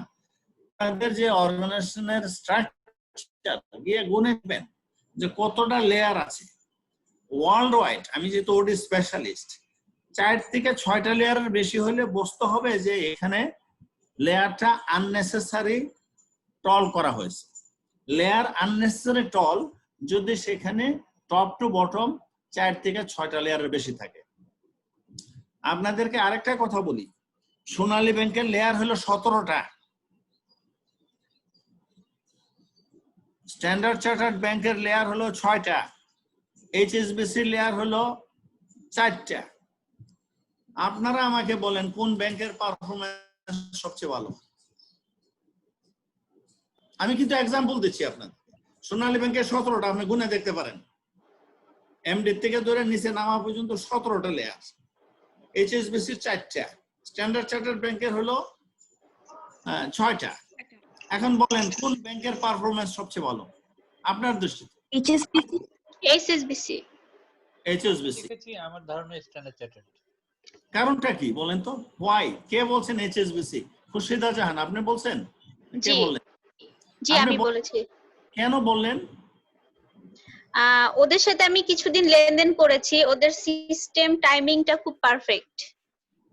আর মানুষগুলো অনেক স্মার্ট আর মানে সুন্দর, ক্যাপেবল। সুন্দর মানে সুন্দর বলতে তাদের কাজ গোছানো, আমি সেটাই বোঝাতে চেয়েছি। তাহলে আপনার কথাটাই আমি নিলাম, একটু পার্টিসিপেট করেন, সব কথা আমার দিয়ে বলাইলে তো হবে না। তাদের সিস্টেমটা ভালো, তাদের মানুষগুলোর ক্যাপাসিটি ভালো, তাদের গেস্টার পশ্চারটা সব ভালো। তাহলে আমি যদি 6টা লেয়ার দিয়ে আমি করতে পারি ব্যবসা, আমি কেন 17টা করব? এবং সোনালী ব্যাংক নিশ্চয়ই খুব ভালো পারফরমেন্স ব্যাংক না, এটা তো আপনারা বলে পার হয়ে যেতে পারবেন না, আমিও পার হয়ে যেতে পারবো, এটা তো অনেকেরই এক্সপিরিয়েন্স আছে। তো সেজন্য বলতেছি যে অনেক লোক হইলেই যে ভালো পারফরমেন্স হবে বিষয়টা তা না। You need a good system in place, you need a highly capable people, এবং একটা মানে সার্ভিস দেওয়ার মতন মেন্টালিটি থাকতে হবে। এখন ধরেন আমি ব্যাংকে বেতন পাই, আমার সমস্ত সার্ভিস ব্যাংকে, এখন তো গত 7 মাস যাবত আমি ঘুরতে বের হই নাই, তো আমার টাকা পয়সা তো আমি ঘর থেকেই ম্যানেজ করতে পারছি। তো কাজে এই যে সুবিধাগুলি থাকা এবং অনলাইন ব্যাংকিংটা, এবং এইচএসবিসি ব্যাংক 1 লক্ষ টাকার কম বেতন পাইলে সেই লোকের অ্যাকাউন্টই করে না, তাহলে বোঝেন কি পরিমাণ লাভ তারা করছেন। 1 লক্ষ টাকা কম বেতন হলে তার অ্যাকাউন্টই খুলে না। তো কাজে এটা একটু চিন্তা করতে হবে যে আমার ক্যাপাবল লোক, ভালো সিস্টেম, এগুলি অবশ্যই লাগবে, না হলে কিন্তু অর্গানাইজেশন আপনারা চালাতে পারবেন না। তারপরে আসেন আমাদের ক্যারিয়ার প্ল্যানিং থাকতে হবে। আমি জয়েন করেছি ফ্রন্ট লাইনে এক্সিকিউটিভ হিসাবে, আমার সামনে একটা রাস্তা পরিষ্কার থাকতে হবে, আমি দেখতে হবে যে আমার আসলে ভালো কাজ করলে আমি কোন জায়গায় পর্যন্ত যেতে পারবো, এইটা আমাদের মাথায় রাখতে হবে। আরেকটা হলো যে আমাদের সিনিয়র লিডার যারা আছেন, সিনিয়র ম্যানেজার বা সিনিয়র লিডার, তাদের পদগুলিতে নিচের লেভেলের টেকনিক্যাল লোকরা নিতে হবে, কারণ টেকনিক্যাল লোকরা এক পর্যায়ে গিয়ে আটকে যায়। এখানে আমাদের অনেক ইঞ্জিনিয়ার আছেন, আমি যতটুকু দেখলাম 2 জন। আপনাদের ইঞ্জিনিয়াররা মানে একটা পর্যায়ে গিয়ে ম্যানেজমেন্ট লেভেলে যাইতে হবে, নাহলে তো আপনার ক্যারিয়ার ব্লক হয়ে যাবে। তো তারপরে আমাদের যে অর্গানাইজেশন ডেভেলপমেন্টের জন্য যে যারা মানে সার্টিফাইড, যেমন ধরেন আমি আমার কথা বলছি, বাংলাদেশের প্রথম ওডি সার্টিফাইড পারসন আমি। এখন এই ওডি সার্টিফাইড লোকগুলি কিন্তু অর্গানাইজেশনে আনতে হবে, তারা হেল্প করতে পারবে অর্গানাইজেশনকে ডেভেলপ করার জন্য। অর্গানাইজেশনের নলেজ ম্যানেজমেন্ট করতে হবে। আমাদের দেশে অনেক সমস্যা যে একটা খুব ভালো লোক, এক্সপার্ট লোক, সে রিটায়ার হয়ে গেল, তার জায়গায় এখন যাকে দেওয়া হয়েছে সে আর পারে না। আমাদের ওই লোকটা রিটায়ার হওয়ার আগে তার যে মেধাটা, তার যে নলেজ, তার স্কিল, এটাকে ট্রান্সফার করার একটা ব্যবস্থা থাকতে হবে। এবং আমাদের ম্যানেজারদেরকে কোচিং এর একটা দায়িত্ব দিতে হবে। তো তুমি শুধু কাজ করাই নিবা না, তার ডেভেলপমেন্ট করাও তোমার দায়িত্ব। এবং ডাইভার্সিফাইড ওয়ার্কফোর্স, যেটা আমি আগেই বললাম যে আমার ওয়ার্কফোর্স মিক্সড হবে, হিন্দু, বৌদ্ধ, মুসলিম, খ্রিস্টান, দেশি, বিদেশি, ডিজেবল, হিজরা, এই সমস্ত লোকের একটা ইয়ে থাকে, কারণ প্রত্যেকেরই একটা আলাদা কন্ট্রিবিউট করার সুযোগ আছে। আপনারা দেখলেন নিক বোজেসিকের ভিডিও আপনাদেরকে দেখালাম, ওনার মতন ক্যাপাসিটির লোক তো আমাদের বাংলাদেশে একজনও নেই। তো কাজে উনি তো ওনারে ডিজেবল বলার কোনো সুযোগ নেই আমার। তারপরে জাস্ট ইন ট্রেনিং, যখন যে ট্রেনিংটা দরকার সেই ট্রেনিংটা তখনই দিতে হবে। যেমন ধরেন আমি বাংলাদেশের লোক, বাংলাদেশে চাকরি করি, আপনাদেরকে বলতে পারি বাংলাদেশে যারা চাকরি করে এর 50%-এরও অধিক লোক যে লেভেলের আইটি স্কিল তার থাকা দরকার সেই আইটি স্কিলটা নাই। আপনি কি একমত আমার সাথে? অবশ্যই। মানে যে লেভেলের কম্পিউটার বা আইটি স্কিল থাকা দরকার, সে চাকরি করতেছেন, এটা দরকার কিন্তু সেটা নাই।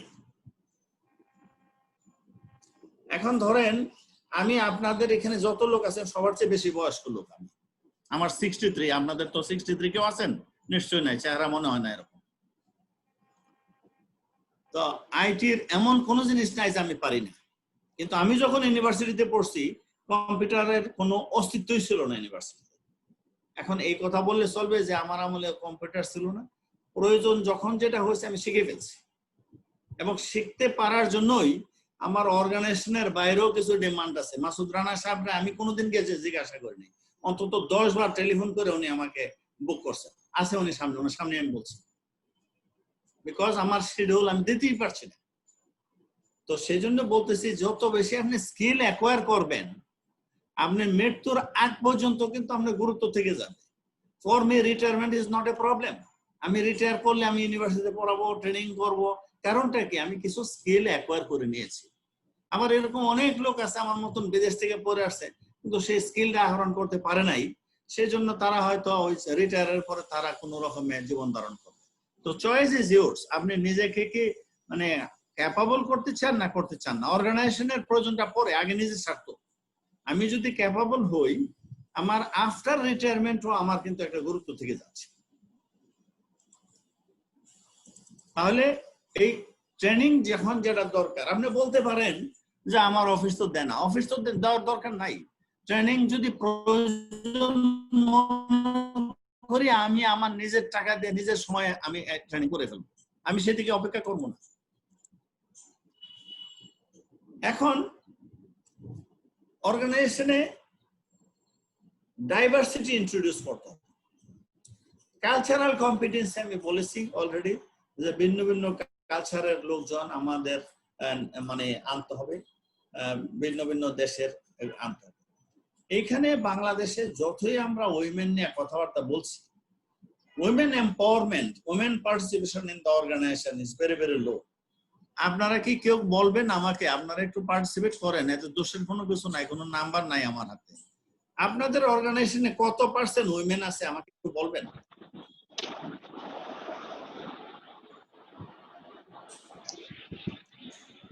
যে কোনো একজন বলেন। 10%। 10%। আপনি কোন কোম্পানি কাইন্ডলি বলবেন সাইফুল সাহেব? Sir Titas gas sir.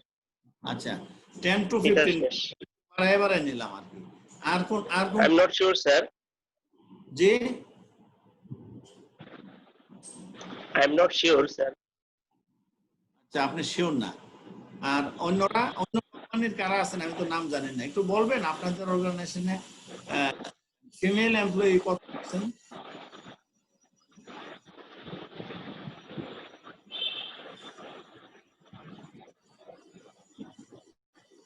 আচ্ছা ইয়েস নো জবাব দেন। আপনাদের এখানে অন্যরা যারা আছেন 50% কি আছে কোন অর্গানাইজেশনে? Yes or no? না নাই। না নাই। আমি 25 বছর যাবত ইউনিভার্সিটিতে পড়াই। আমার এই এক্সপেরিয়েন্স থেকে আমি দেখছি মানে যারা ভালো রেজাল্ট করে এর 60 to 70% ফিমেল। আমি কাউকে খুশি করার জন্য বলতেছি না, আমার এক্সপেরিয়েন্স থেকে আমি বলছি। আমি আইবিএ তেও পড়াই, ঢাকা ইউনিভার্সিটির আইবিএ তে, সেখানেও আমি দেখছি, ঢাকা ইউনিভার্সিটি দেখছি, United university, east West, north south সব জায়গায়। এখন কিন্তু অর্গানাইজেশনে আপনারা 10, 15, 20, 30 এর মধ্যে কিন্তু আছেন। এটার কারণটা কি? এটার কারণ আপনারা, আমরা না।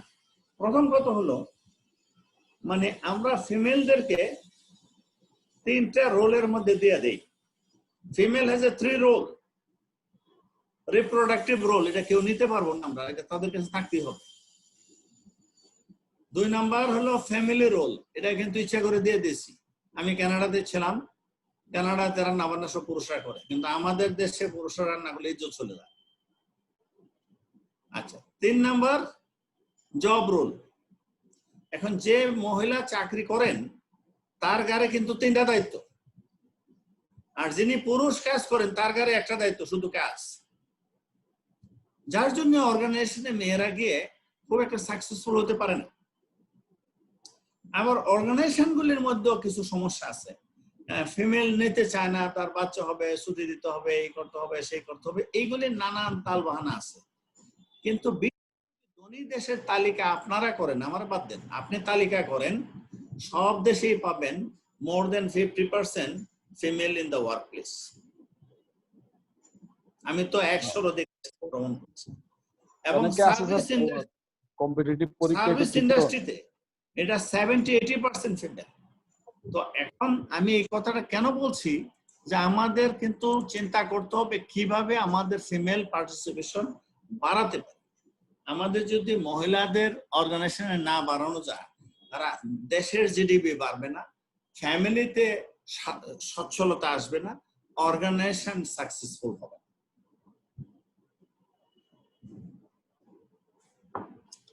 অর্গানাইজেশনে যারা আমরা কাজ করি, আমাদের সোশ্যাল মিডিয়া মোটামুটি সবার আছে। ফেসবুক অ্যাকাউন্ট আছে না আপনাদের সবার? ফেসবুক অ্যাকাউন্ট আপনাদের আছে। এখন যে আমি চাকরি করি, চাকরি করাকালীন কি আমি ফেসবুক চালাতে পারবো? জি না স্যার। অফিস টাইমে আমি পারবো? জি না স্যার। আচ্ছা, অফিস টাইমে যদি না পারি, আমার আমি দিয়ে দিতে পারবো ফেসবুকে? জি না স্যার। আপনাদের কয়টা অর্গানাইজেশনের সোশ্যাল মিডিয়া পলিসি আছে? Yes or no? Yes sir. এটা আমি আপনাদের চেহারাও দেখতেছি না, আপনারা বলেন সোশ্যাল মিডিয়া পলিসি আছে কি নাই? জি স্যার আছে। নাই। এখন বলছেন এই জিনিস তো সবার আছে, এখন এটা কিভাবে ব্যবহার করতে হবে এটার ব্যাপারে একটা দরকার আছে না? তো সারাদিন ওইদিন দেখলাম এক বুক বলতেছে যে উনি ফেসবুক চালাইতেছে, আমার কথা শুনেন, আমি লাইনে দাঁড়ায় আছি অনেকক্ষণ যাব, কি করবেন? আমাদের দেখতে হবে। তারপরে জব অপরচুনিটিস যেগুলি আমাদের আসবে, এগুলি এমন ভাবে করতে হবে যেন ফেয়ার এন্ড ট্রান্সপারেন্ট হয়, তাতে করে যে কোনো ধর্ম, বর্ণ, যে কোনো ইউনিভার্সিটির লোক, যে কোনো ডিস্ট্রিক্টের লোক যেন এখানে আসতে পারে। আমি আরেকটা স্লাইড দেখাই, এখানে জেনারেশনের কথা বলা হয়েছে। বাংলাদেশে জেনারেশন আছে আপনি কি জানেন? অর্গানাইজেশন গুলিতে বাংলাদেশি অর্গানাইজেশন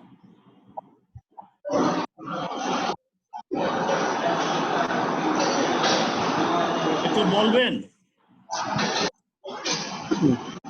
কয় জেনারেশনের লোক আছে অর্গানাইজেশনে?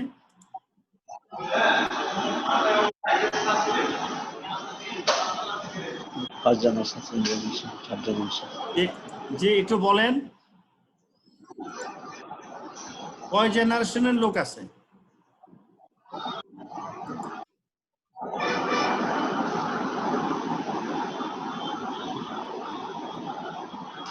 তিন জেনারেশন। 3 জেনারেশন কি বলেন?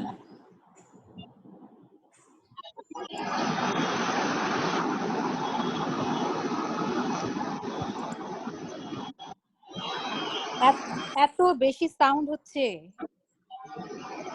আমরা কিছুই শুনছি না। তোরে বাবা অনেকবার বললাম। এখানে সাইফুল ইসলাম কয়টা জেনারেশন এখানে আছে একটু দেখেন। সাইফুল ইসলাম স্যার একটু গুনেন আপনারা।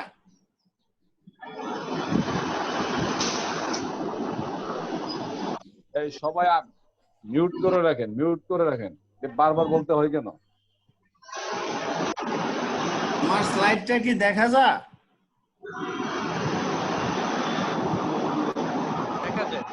দেখা যায় কিন্তু সাইফুল ইসলাম ভাই একটু মিউট করেন। আমি সাইফুল ইসলাম ভাই একটু মিউট করেন।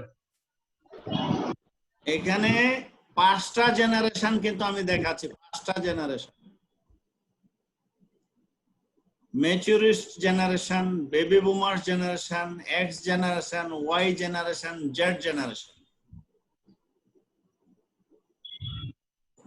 আপনারা এখানে কোন জেনারেশন আছেন? ওয়াই জেনারেশন ম্যাক্সিমাম না আপনারা? যাদের জন্ম 81 থেকে 95 পর্যন্ত নাকি? জি স্যার, ওয়াই জেনারেশন।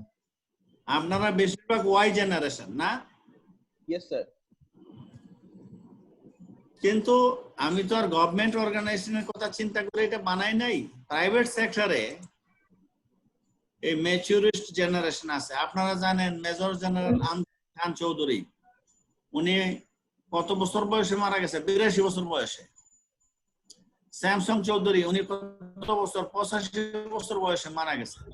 ওনারা অর্গানাইজেশনে ছিল, তাদেরকে বলা হয় ম্যাচুরিস্ট জেনারেশন। বেবি বুমার্স এর পরের গ্রুপ, তারপরে X generation, Y generation, Z generation. এখন প্রত্যেক জেনারেশনের প্রেফারেন্স কিন্তু একই রকম। আমি যদি একটা দেখাই, কমিউনিকেশনটা যদি কোন জেনারেশন কিভাবে কমিউনিকেট করছে। এই জেনারেশন ম্যাচুরিস্ট জেনারেশন বলে যে ফেস টু ফেস আসেন, আসেন আমার অফিসে আসেন আলোচনা করি, এরকম বলে না, কারণ সে তো অন্য কোনো টেকনোলজি জান না। বেবি বুমার্স বলছে যে ফেস টু ফেস হইলে ভালো হয়, তাহলে ফোন করেন না, ইমেল পাঠাই। এক্স জেনারেশন আপনারা SMS, email. Y generation online. Z generation cloud computing, big data, এগুলি চলে। এইগুলি দেখালাম কেন? আপনি অর্গানাইজেশনে যে কমিউনিকেশন সিস্টেমটা তৈরি করবেন, সেই সিস্টেমটা যেন কোনোভাবেই একটা জেনারেশনের কথা চিন্তা করে না করা হয়। একটা জেনারেশনের কথা চিন্তা করে করবেন না। আপনার অর্গানাইজেশনে যে কয়টা জেনারেশন আছে সবার কথা চিন্তা করে করতে হবে। আপনারা কি বুঝতে পারছেন আমি কোন জিনিসটা বলছি? আর একটু বাইঙ্গা বলি, আপনারা এখন তো পাওয়া যায় না, বিয়ের দাওয়াতে যান না আপনারা? বিয়ের দাওয়াতে কিন্তু শিশুর থেকে ধরে অনেক বয়স্ক লোক যায়। খাবার হলো একরকম, রেজালা, রোস্ট, বিরিয়ানি। এখন এটা কোন জেনারেশনের খাবার? এটা হচ্ছে এক্স জেনারেশন। X generation. তাহলে এইরকম বহু বিয়ের অনুষ্ঠানে বহু লোক না খাইয়া আসে, খবর রাখছেন আপনারা? কারণ আপনি যা আয়োজন করছেন তার চলে না, সে ঘুরে ঘুরে কোন রকম চলে আসে। কাজে এগুলি চিন্তা করতে হবে। আপনি একটা পাবলিক প্রোগ্রাম করে বলেন সবাই গরুর মাংস দিয়ে দেন, কিন্তু অন্য ধর্মের লোকও থাকতে পারে। তো সেই জন্য আমাদের এই ডাইভার্সিটি চিন্তাটা, জেনারেশনাল চিন্তাটা কিন্তু রাখতে হবে। একটা আমাদের দেশে মন্ত্রী মিনিস্টার সবারই বয়স 70-80, এখন উনি কি খা? তো রুটি খা, উনি তো সবজি খা। আপনি আয়োজন করে রাখছেন হলো গরুর মাংস, অপমান করে দিলেন ওনারা, উনি তো খেতে পারবেন না। তো কাজে এই চিন্তাটা আমাদের রাখতে হবে। You have to cater the needs of the people. Sir আমার একটা প্রশ্ন আছে। জি করেন। স্যার আমরা যে জেনারেশনের চার্টটা দেখলাম, তো গভর্নমেন্টের তো একটা রুল আছে যে সার্টেন এজের পরে ওদেরকে রিটায়ার করতে হয়, কিন্তু অন দা আদার সাইড আমরা প্রাইভেট সেক্টরের কথা চিন্তা করলে ওখানে আবার নিজেদের মতো করে পলিসি তৈরি করে নেওয়া যায়। তো আমার প্রশ্নটা হচ্ছে যে জেনারেশন মিক্স থাকাটা কতটা ইম্পর্টেন্ট একটা প্রতিষ্ঠানের প্রোডাক্টিভিটির জন্য, আর যেখানে ওই মিক্সড করাটা সম্ভব হয় না, ফর এক্সাম্পল গভর্নমেন্ট সেক্টর গুলাতে, তাহলে ওরা কিভাবে আসলে ওই জিনিসটা কভার করছে? না, কিন্তু 60 ইয়ার্স পর্যন্ত তো গভর্নমেন্টের লোক আছে, গভর্নমেন্টের অফিসে তো 18 থেকে 60 পর্যন্ত লোক আছে নাকি? হ্যাঁ স্যার, আমি সেটাই বলছি, সার্টেন এজের পরে তো ওখানে আর আপনার ম্যাচুরিস্ট জেনারেশনটা আর বেবি বুমার্সটা নাই গভর্নমেন্ট অফিসে, কিন্তু X generation, Y generation, Z generation তো আছে। জি, এই তিনটা আছে, কিন্তু প্রাইভেট সেক্টরে কিন্তু চাইলে সবগুলোকেই নিয়ে সম্ভব। এই তিন জেনারেশনের কি প্রেফারেন্স একরকম? তা তো না। না, তো কাজে আমি এই কথাটাই বলছি, 5 জেনারেশন প্রাইভেট অর্গানাইজেশন আছে, কিন্তু গভর্নমেন্ট তো 3 জেনারেশন আছে। তো স্যার প্রোডাক্টিভিটিতে এটা কতটুকু ইমপ্যাক্ট করে? আবার আপনারা আমি বলি, আমাদের মাননীয় প্রধানমন্ত্রীর কোন জেনারেশন? 74 বছর বয়স, কিছুদিন 73 বছর। উনি জন্মদিন উদযাপন করছি আমরা ধানমন্ডি লিখে। এখন বলেন উনি কোন জেনারেশন? না না, উনি তো baby boomers. Baby boomers, right. তাহলে যে দেশ চালাইতেছে উনি তো বেবি বুমার্স, নাই কেমনে বললেন? এইচটি ম্যামের বয়স কত বলেন? উনি তো সরকারের মধ্যে আছে, উনি তো ম্যাচিউর, উনি তো বঙ্গবন্ধুর আমলে মন্ত্রী পরিষদ সচিব ছিল, বয়স তার কম হয় নাই, উনি তো আছে এখনো সরকারই আছে। কম আছে কিন্তু একদম নাই এই কথা বলা যাবে না, এবং যারা আছে তো বড় বড় জায়গায় আছে, তাদের কথা মাথায় রাখতে হবে। এখন দেখেন আমাদের মাননীয় প্রধানমন্ত্রী কিন্তু এই গণভবন থেকেই সবকিছু করছে, বিকজ উনি টেকনোলজি আয়ত্ত করে ফেলছেন, নাহলে কি সম্ভব ছিল?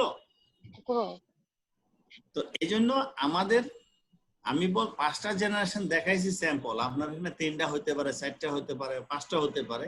আপনি স্যার আমার ওই যে আমার মেইন প্রশ্নটা ছিল যে ওই জেনারেশন মিক্স থাকাটা প্রোডাক্টিভিটির ক্ষেত্রে কতটা ইমপ্যাক্ট আনতে পারে, এবং এটা খুব ভালো একটা প্রশ্ন করছেন। যদি আপনার জেনারেশন মিক্স না থাকে, প্রোডাক্টিভিটি দারুণভাবে ক্ষতিগ্রস্ত হবে। আপনাকে আমি ডাইভার্সিটি কথাটা অনেকবার কিন্তু বলছি, শুধু যে এইজের মিক্স তা না, নারী পুরুষ, বৌদ্ধ, খ্রিস্টান, মুসলিম, দেশি বিদেশি, এজ সব ডাইভার্সিটি থাকতে হবে, তাহলে প্রোডাক্টিভিটি ভালো হবে, এবং রিসার্চ তাই বলে। Okay sir, thank you. তাহলে আমাদের সোশ্যাল মিডিয়া পলিসি নিয়ে আমরা আলাপ করছিলাম, এবং এই যে জেনারেশন নিয়ে আলাপ করছিলাম। এখানে এই জেনারেশনটা কিন্তু মাথায় রাখতে হবে আমাদের। তাহলে আমাদের ওয়ে ফরওয়ার্ডটা কি? আমরা যারা হিউম্যান রিসোর্স ম্যানেজমেন্ট করব, আমাদের ওয়ে ফরওয়ার্ডটা কি? আমাদের ওয়ে ফরওয়ার্ডটা হলো যে হিউম্যান রিসোর্স আমরা আনছি কেন? অর্গানাইজেশন হিউম্যান রিসোর্স কি করে? বিজনেসটাকে সাকসেস করার জন্য। আমরা তিতাসেরই যদি এক্সাম্পল দিই, তিতাসের তো একটা বিজনেস আছে, আমরা গ্যাস সেল করে, এই বিজনেসটাকে সাকসেস করার জন্যই তো মানুষগুলি নেওয়া হয়েছে। তাহলে আমরা যারা মানুষগুলিকে চালাবো, আমাদের বিজনেসটা জানতে হবে। আমরা এইচআর এ যারা আছি, আমাদের বিজনেস জানতে হবে। আমাদের বিজনেসের জন্য কি কি ধরনের স্কিল এবং নলেজ লাগে সেটা আমাদের কিন্তু জানতে হবে। এই জিনিসগুলি যদি আমরা না জানি, তাহলে হিউম্যান রিসোর্স ম্যানেজমেন্ট আমরা করতে পারবো, এবং অর্গানাইজেশনের পারফরমেন্স প্রতিনিয়ত বাড়াতে হবে। এখন একটা প্রশ্ন করি, আপনারা মন খারাপ করেন না। আমার অবজারভেশন, যেহেতু আমি অনেক গবেষণা করি, আমি রিসার্চ জার্নালের এডিটর, আমার অবজারভেশন হলো অর্গানাইজেশনে যত দিন যাচ্ছে, যদি প্রমোশন নাও পা, তার ইনক্রিমেন্টে বেতন বাড়তে থাকে। এটা অর্গানাইজেশনে আছে, এবং এই যে বেতন বাড়তে বাড়তে এক পর্যায়ে যা, কোনো অর্গানাইজেশনে একদম নতুন যে জয়েন করে, তার তুলনায় 1.5 গুণ 2 গুণ পর্যন্ত বেতন হয়ে যায় একই পদে থেকে। এই অবস্থাতে দেখা যাচ্ছে গবেষণা করে যে যারা মানে বেশি বেতন পাচ্ছে, অনেক সময় তার কাছ থেকে কাজ কম পাওয়া যাচ্ছে অথবা সমান পাওয়া যাচ্ছে। কিন্তু প্রতি যদি আমি জাস্টিস করতে চাই, যে যত বেতন বাধা দিয়ে পাবে সেই অনুসারে তার কাজ করতে হবে। এটাই কিন্তু হলো ন্যায্যতার কথা, ন্যায্যতার বিচার। আমি যা কাজ যতটুকু শ্রম, মেধা বা প্রোডাক্টিভিটি দিব সেই অনুসারে আমার মজুরির কারণ হবে। আমাদের অর্গানাইজেশনগুলিতে দেখা যায় যে এক পর্যায়ে গিয়ে যে সিনিয়র এমপ্লয়িরা কম কাজ করে বেশি বেতন পায়, জুনিয়র এমপ্লয়িরা বেশি কাজ করে কম বেতন পায়। এরকম ডেসপারেটি কোন কোন অর্গানাইজেশনগুলিতে এসে গেছে। এবং এটা কিন্তু অর্গানাইজেশনগুলিতে যত বেশি হবে অর্গানাইজেশনের পারফরমেন্স তত নষ্ট হয়। এবং এই নষ্ট হওয়ার জন্য আমি ঢাকা ইউনিভার্সিটির সাথে তো আমি জড়িত আছি। ঢাকা ইউনিভার্সিটিতে অটোমেটিক কিছু প্রমোশন হয়ে যায় পিএইচডি থাকলে। এক পর্যায়ে দেখা গেছে যে ডিপার্টমেন্টের 60-70% প্রফেসর হয়ে গেছে। কারণ প্রফেসর হলে তো উনি সর্বোচ্চ পদে পৌঁছে গেছেন, আর ক্লাস খুব একটা নেয় না। সব লেকচারার যারা আছে তাদের উপরে চাপ। আলটিমেটলি দেখা যায় লেখাপড়া প্রাইভেট পাবলিক ইউনিভার্সিটিতে একটা দারুণভাবে ক্ষতিগ্রস্ত হচ্ছে।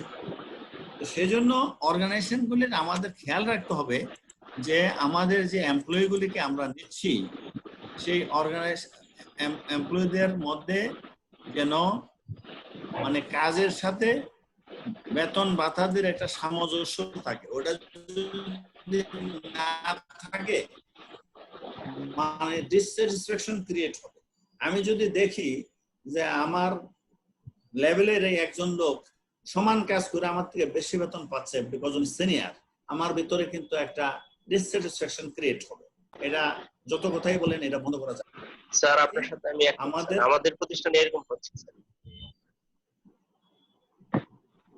আমি একটু রয়াস হয়ে বলতেছি, আপনাদের সাথে তো আমার পরিচয় নাই, আবার যদি আমার আক্রমণ করেন আমার তো লোক নাই। স্যার আমরা তিতাস গ্যাসে 2012 তে জয়েন করে এখনো প্রমোশন হয় না। অলরেডি আমরা আমাদের এয়ার স্কেল পার হয়ে গেছি, তারপর আমাদের প্রমোশন নাই। আসলে আমরা কাজ ভালো করেও ভালো কাজের কোনো মূল্যায়ন পাচ্ছি না। আর যারা কাজ না করেও তারা প্রমোশন আমাদের পরে জয়েন করে তারা প্রমোশন পেয়ে যাচ্ছে। আমাদের এইচআর এর এই ব্যবস্থাপনাটা আমরা খুব দুর্বল, এটা আমি মনে করি। শুধু যে দুর্নীতিবাজদের খুঁজে তাদের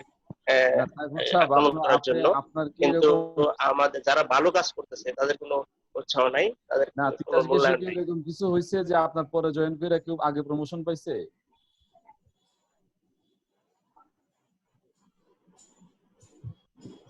আপনার কথাটা শুনে নাই মোহাম্মদ হাসান মাহমুদ স্যার, আমি হাসান মাহমুদ বলছিলাম যে উনি যে কথা বলেন তো, উনি যে কথা বলছেন তিতাস গ্যাসে উনার পরে জয়েন করে কেউ কি উনার পরে জয়েন করে উনার আগে প্রমোশন পাইছে এরকম কিছু আছে?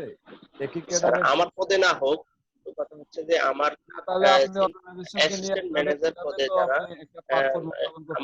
আমরা অ্যাসিস্ট্যান্ট অফিসারে প্রমোশন পাচ্ছি না, কিন্তু অ্যাসিস্ট্যান্ট ম্যানেজার পদে আবার নিয়োগ দেওয়া হচ্ছে, তাহলে আমরা তো বঞ্চিত হচ্ছি স্যার। না না, আপনি বঞ্চিত হচ্ছেন না। সার্ভিস রুলস আছে, সার্ভিস রুলস অনুযায়ী যেটা হওয়ার এটাই হচ্ছে। আপনি এরকম কিছু বলার থাকলে তিতাসের ম্যানেজমেন্টকে বলেন, এই প্ল্যাটফর্মে এটা বলার যুক্তি। আচ্ছা না ঠিক আছে, আমি আরেকটা কথা বলি হাসান মাহমুদ সাহেব, আপনাকে একটা বেস্ট প্র্যাকটিসের কথা বলি। এই যে সিনিয়রিটি বেসড প্রমোশন, এটা কিন্তু ওয়ার্ল্ড ওয়াইড প্রমাণ হয়ে গেছে this is not a good system. Promotion হতে হবে based on competency. G sir, এইটা কিন্তু ওয়ার্ল্ড ওয়াইড প্র্যাকটিস। আপনার অর্গানাইজেশনের সার্ভিস রুলের জন্য হোক সেটা হলো অন্য কথা, আমি আপনার অর্গানাইজেশনের সার্ভিস রুলকে সম্মান করে বলছি, কিন্তু ওয়ার্ল্ড ওয়াইড আমাদের বাংলাদেশে প্রমোশন হতে হবে।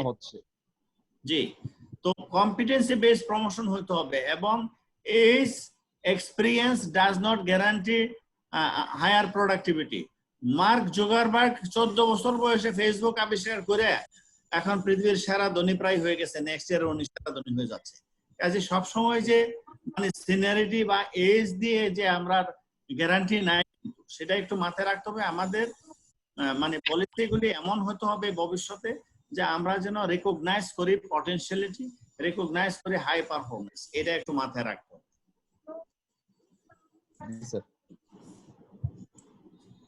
এবার আসেন ওয়ে ফরওয়ার্ডের মধ্যে এমপ্লয়ীদেরকে critical issue facing in the balance, work life ব্যালেন্সটা দেখতে হবে।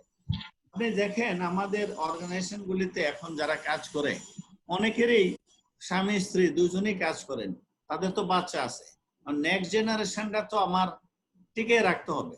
সেই জন্য ওয়ার্ক লাইফ ব্যালেন্সটাকে চিন্তা করতে হবে। কারো যদি অর্ধেক দিন অফিসে আসলে হয়, সে অর্ধেক দিন আসবে, কেউ যদি বাসা থেকে কাজ করলে হয় সেটা হবে। আমরা অ্যাটেন্ডেন্স বেসড ম্যানেজমেন্টটাকে যেন শিফট করে ফেলি result based output based management. আমি অফিসে গিয়ে যে কাজটা করার কথা সেই কাজটা যদি আমি বাসায় করতে পারি, আপনারা যদি মনে করেন তাকে বাসা থেকে কাজ করতে দেন, এরকম একটা আমাদের সিস্টেম ভবিষ্যতে ইন্ট্রোডিউস করতে হবে। কারণ অর্গানাইজেশনের এবিলিটিটাকে ইমপ্রুভ করতে হবে এবং সেই ক্ষেত্রে আমাদের ম্যাট্রিক্স ড্রিভেন সিস্টেম। এখন ধরেন আমি একটা কথার কথা বলি যে আমি সেলস এর একজন অফিসার, আমার প্রতিদিন অফিসে যাওয়ার সিস্টেম, আমি অফিসে যাই কাজ করি, কিন্তু আমি যদি অফিসে না যাইয়া অফিসে যাইয়া যে পরিমাণ সেল হয় তার চেয়ে যদি বেশি সেলস আমার হয়ে যায়, তাহলে আমার অর্গানাইজেশনের পলিসিটাকে শিফট করতে হবে, চেঞ্জ করতে হবে, যে আমার ফোকাসটা দিতে হবে রেজাল্টের উপরে, নট অন দা অ্যাটেন্ডেন্স। এটা একটু মাথায় রাখবেন। তারপরে অর্গানাইজেশনের কালচারাল ব্যাপারগুলি আমি বলছি। অর্গানাইজেশনে যদিও আপনাদের সরকারি ডিপার্টমেন্টে লোকজন খুব একটা চাকরি ছাড়ে না, প্রাইভেট অর্গানাইজেশনে কিন্তু turnover is a big problem. অনেক ভালো এমপ্লয়ি একটু বেশি বেতন পাইলে অন্য জায়গায় চলে যায় এবং তাতে করে অর্গানাইজেশন খুব বিপদে পড়ে। তো সেই জন্য আমাদের এমন একটা করতে হবে ভালো তাদেরকে যেন আমরা অ্যাট্রাক্ট করতে পারি এবং রিটেন করতে পারি, সেরকম পলিসি অর্গানাইজেশনের মধ্যে আমাদের থাকতে হবে। যদি ওইটা না থাকে তাহলে দেখা যাবে যে অর্গানাইজেশন রেলওয়ে স্টেশন, যে হঠাৎ করে কিছু যাত্রী আসলো, ট্রেন আসলো, চলে গেছে, আর খালি হয়ে গেছে। তো ট্যালেন্ট লোকগুলিকে ধরে রাখার জন্য বিভিন্ন ধরনের আকর্ষণীয় প্রোগ্রাম ইন্ট্রোডিউস করতে হবে। সেটা যদি আমরা করি তাহলে দেখা যাবে যে অর্গানাইজেশনে ভালো লোকগুলি দীর্ঘদিন থেকে যাবে। বিল গেটস এর নাম তো আপনারা শুনছেন। বিল গেটস একটা কথা বলছে যে take my 20 best people, next day my company will become an average. Bill Gates এর মাইক্রোসফট থেকে উনি বলছেন, it is a quote, that take my 20 best people, next আমার কোম্পানি একটা অর্ডিনারি কোম্পানি হয়ে যাবে। তো সেজন্য অর্গানাইজেশনে যারা ট্যালেন্টেড লোক তারা কিন্তু সংখ্যায় কম, কিন্তু তাদেরকে ধরে রাখতে হবে, because this people actually drive the company. তো সেটা আমাদের মনে রাখতে হবে যে ভালো এমপ্লয়ি যদি চলে যায় অর্গানাইজেশনে, অর্গানাইজেশন উইল ডেফিনেটলি সাফার।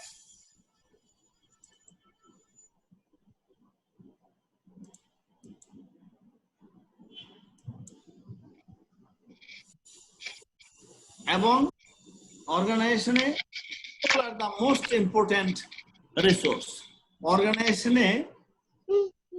অর্গানাইজেশনে কত ধরনের রিসোর্স আছে? 4-5 ধরনের রিসোর্স আছে। হিউম্যান, ম্যাটেরিয়াল, মানি, ইকুইপমেন্টস, ইনফরমেশন। 5টা রিসোর্স অর্গানাইজেশনে।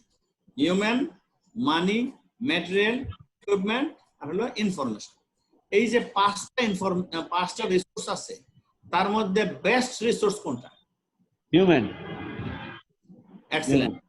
এবং এই হিউম্যান রিসোর্স যদি নিয়ে যান, যেমন আমরা যারা এইচআর এ পড়েছি, আমরা প্রথম ক্লাসে পড়াই all resources minus human resources equal to 0 resources. এটা কি আপনারা, যে আপনার তিতাস গ্যাসের কথাই বলি, তিতাসের সব লোকগুলি বাদ দিয়ে দেন, তিতাস নামে কিছুই থাকবে না, কোনো কাজকর্ম হবে না। তাহলে all resources minus human resource equal to 0 resources, 1 number. 2 number হলো মানে যে বললেন ইম্পর্টেন্ট রিসোর্স, এই ইম্পর্টেন্ট রিসোর্সকে সেভাবে আমাদের কাজে লাগাতে হবে। তো এই হিউম্যান রিসোর্সটাকে আমরা অনেক ক্ষেত্রে বলি, কিন্তু বাস্তবে কিন্তু সেভাবে আমরা এটা গুরুত্ব দিই না। তো সেই, এবং আরেকটা কথা আমি বলি, বাংলাদেশের একটা দুরবস্থার কথা আপনাদের বলি। আপনারা কি এখানে অ্যাকাউন্টস লাইনের কেউ আছেন কিনা? আপনারা যে ওই যে ব্যালেন্স শিট তৈরি করেন না মাসের শেষে, বছরের শেষে, সেখানে কিন্তু একটা অ্যাসেট রেজিস্টার তৈরি করা হয়, অ্যাসেট রেজিস্টার। এবং সেই অ্যাসেট রেজিস্টারের মধ্যে অফিসের যত ইকুইপমেন্টস আছে সবগুলো লেখা থাকে, ভ্যালুও লেখা থাকে এবং ডেপ্রিসিয়েশন হয়। ধরেন আপনি একটা কম্পিউটার কিনছেন, এটা একটা অ্যাসেট, এটার আউট অফ 10 ইয়ার্স লাইফ ধরা হয়, প্রতি বছরে 10% করে ডেপ্রিসিয়েশন হবে এবং এটা দেখা। অর্গানাইজেশনের সকল রিসোর্সের ভ্যালু ডেপ্রিসিয়েট হয়, অনলি হিউম্যান রিসোর্সের ভ্যালু অ্যাপ্রিসিয়েট হয়। আমার এই কথাটা কি বুঝতে পারছেন আপনারা? সকল রিসোর্সের ভ্যালু হিউম্যান রিসোর্সের ভ্যালু অ্যাপ্রিসিয়েট হয়। এই জন্য আমাদের এক্সপেরিয়েন্স বাড়লে বেতন বাড়ে, কারণ আমার ভ্যালু বাড়ছে। এখন ভেরি আনফরচুনেটলি বাংলাদেশের সিস্টেম আমাদের এই অ্যাসেট ভ্যালু দেখানোর কোনো জায়গা নাই, সরকারেও নাই, প্রাইভেট সেক্টরেও নাই। কিন্তু একটা বাঙ্গা শেয়ার যেটার দাম 10 টাকা আছে, এটা কিন্তু অ্যাসেট দেখানো হচ্ছে, যেটা কোনো কন্ট্রিবিউশন নাই অর্গানাইজেশনে, বরং একটা জায়গা নষ্ট করে বসে আছে। সেটা একটু আমাদের ভবিষ্যতে হিউম্যান রিসোর্সে এই বিষয়গুলি চিন্তা করতে হবে, আমাদের হিউম্যান ভ্যালু প্রপোজিশনটা নিয়ে আসতে হবে। স্যার আমরা যেটা ফলো করি অ্যাকাউন্টিং ব্যালেন্স শিট করার সময়, যে আইএফআরএস বা আইএস, ওইখানে মানব সম্পদ সম্পর্কিত কোনো আইএফআরএস বা আইএস এখন পর্যন্ত ডেভেলপ হয়নি। বাট এটা নিয়ে গবেষণা চলছে যে মানব সম্পদকে কিভাবে ব্যালেন্স শিটে আনা যায়। যদি আইএফআরএস বা আইএস ডেভেলপ হয়, দেন আমরা অ্যাকাউন্টিং ব্যালেন্স শিট এসে আনতে পারবো। বিশ্বের উন্নত সব দেশে হয়ে গেছে, এখন আমরা তো অনুন্নত। এটার একটা আলামত হলো এটা যে রিসোর্সকে আমরা সবাই একমত হইলাম আজকের ক্লাসে, যেটা best resource, most valuable resource, এটার কোনো মানে অ্যাসেট ভ্যালু নাই। এই হলো আমাদের হিউম্যান রিসোর্স ম্যানেজমেন্টের বর্তমান অবস্থা।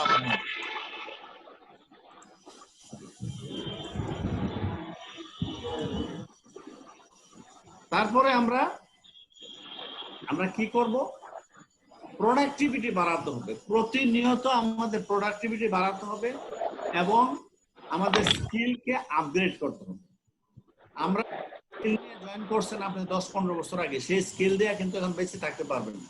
কন্টিনিউয়াসলি আমাদের স্কিল বাড়াতে হবে, নলেজ, স্কিলস এবং এবিলিটিসটা বাড়াতে হবে।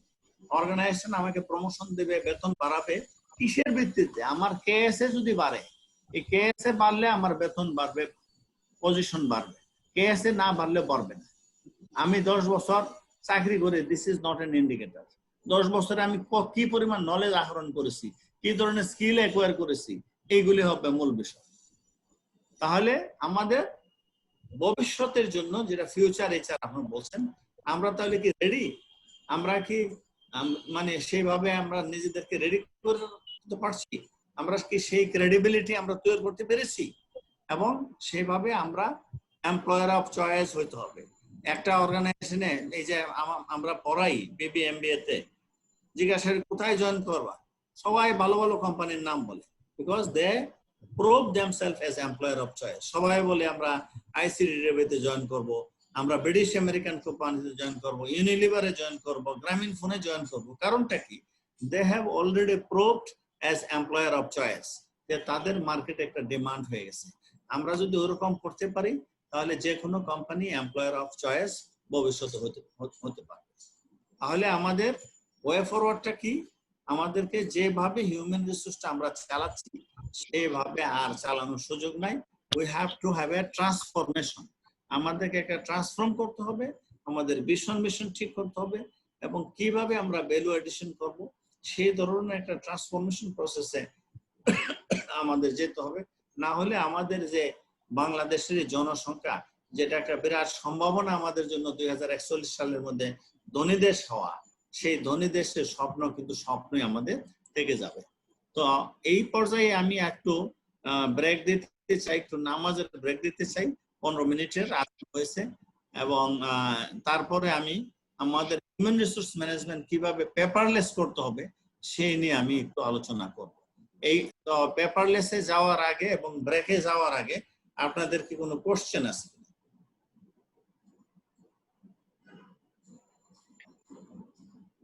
আপনারা কি বুঝতে পেরেছেন আমার আলোচনাগুলি, মানে নাকি খুব ডিফিকাল্ট হয়ে গেছে? বুঝতে পেরেছি। চমৎকার চমৎকার করে বলেছেন আপনি। চমৎকার কথা, কিন্তু অনেক সুন্দর কথা। চমৎকার মানে ইংরেজিতে হলো এক্সেলেন্ট, এর উপরে আর রেটিং নাই। আপনারা কিন্তু হাইয়েস্ট রেটিং দিয়ে দিয়েছেন। তো এখন কেন কথাগুলি বলছি, ওই বিল গেটস একটা কথা বলছেন বিল গেটস বলছেন, if you born poor, it is not your fault. আপনি কি বুঝতে পারছেন? If you born poor, this is not your fault. If you die poor, it is your fault. Exactly. এখন আপনাদেরকে এই মেসেজটা দিতে চাই, আপনার কোম্পানির সিস্টেম ভালো না, এটার জন্য আপনার কোনো দোষ নাই, কিন্তু আপনি যদি এখন না করেন তাহলে আপনার দোষ। সো আপনি এখন এই আলোচনার প্রেক্ষিতে লেটস রিভিউ ইউর অর্গানাইজেশন, যে আপনি কোন জায়গায় আছেন। যে জায়গায় আছেন সেই জায়গার জন্য আপনি দায়ী না, কিন্তু ভবিষ্যৎ যদি কমে থেকে যান তাহলে কিন্তু আপনি দায়ী। একটা এক্সাম্পল ধরেন, এখনো অনেক অর্গানাইজেশন আছে অনলাইনে অ্যাপ্লিকেশন করা যায় না, রিটেন টেস্ট অনলাইনে দেওয়া যায় না, ভাইবা অনলাইনে দেওয়া যায় না। আচ্ছা আমাকে বলেন, ভাইবা ডেকে নিয়ে দেওয়া আর আমি যদি স্কাইপে বসাই ভাইবা দেখুন আছে, আমি তো কোনো পার্থক্য দেখি না। কিন্তু কয়টা অর্গানাইজেশন এই ভাইবাটা স্কাইপে বা এরকম জুমে করতেছে না? কেন করতেছে না? ওই মাইন্ডসেটটা চেঞ্জ হয়। হ্যান্ডসেট আমরা দৈনিক চেঞ্জ করতেছি, কিন্তু মাইন্ডসেট চেঞ্জ করতেছি না। বছরে আমি একবার চেঞ্জ করি, কারণ নতুন নতুন আসে, ভালো লাগে এটা, কিন্তু মাইন্ডসেটটাও আমার তো প্রত্যেকদিন চেঞ্জ করতে হবে। আমার সেই কাগজের সিস্টেম ছিল 260 বছর আগে ব্রিটিশরা চালু করে দিয়েছে। এখন 260 বছর আগে যে ব্রিটিশরা চালু করছিল ওরা তো চেঞ্জ হয়ে গেছে, তা আমরা চেঞ্জ হচ্ছি না। সো অল দিস থিংস আপনাদের একটা ফুড ফর থট। এখন কথা হলো যে মানে ওই অ্যারিস্টটল একটা কথা বলছেন, সরি লিও টলস্টয়, যে everybody talk about change, nobody change themselves. Everybody talks about change, nobody change themselves. তো এখন এই কথা শুনে হবে না, এখন করে ফেলতে। এখন আপনারা এখানে যে যে দায়িত্বে আছেন গিয়ে দেখবেন যে যুগের সাথে সময়ের সাথে আপনারা কি ওরকম আছেন কেন, না থাকলে যেটা পরিবর্তন করার দরকার সেটা পরিবর্তন করতে হবে। আমি যখন 5 আইসিডি জয়েন করি দরখাস্ত এখন তো আমি সেই সিস্টেম চেঞ্জ করে ফেলছি। এখন যুগের পরিবর্তন আমাদের করতে হবে। আমরা একটু নামাজের ব্রেক নিই 15 মিনিট। আপনারা যারা নামাজ পড়েন একটু ঘুরে আসেন অথবা চা নাস্তা খেয়ে আসেন। তো থ্যাংক ইউ ভেরি মাচ। জি থ্যাংক ইউ স্যার। আমরা একে 15 মিনিটের ব্রেক নিই, 15 মিনিট পরে আবার ইনশাআল্লাহ জয়েন করব। জি আমরা 4:10 কাইন্ডলি 1 মিনিট লেট করে নিন। জি থ্যাংক ইউ।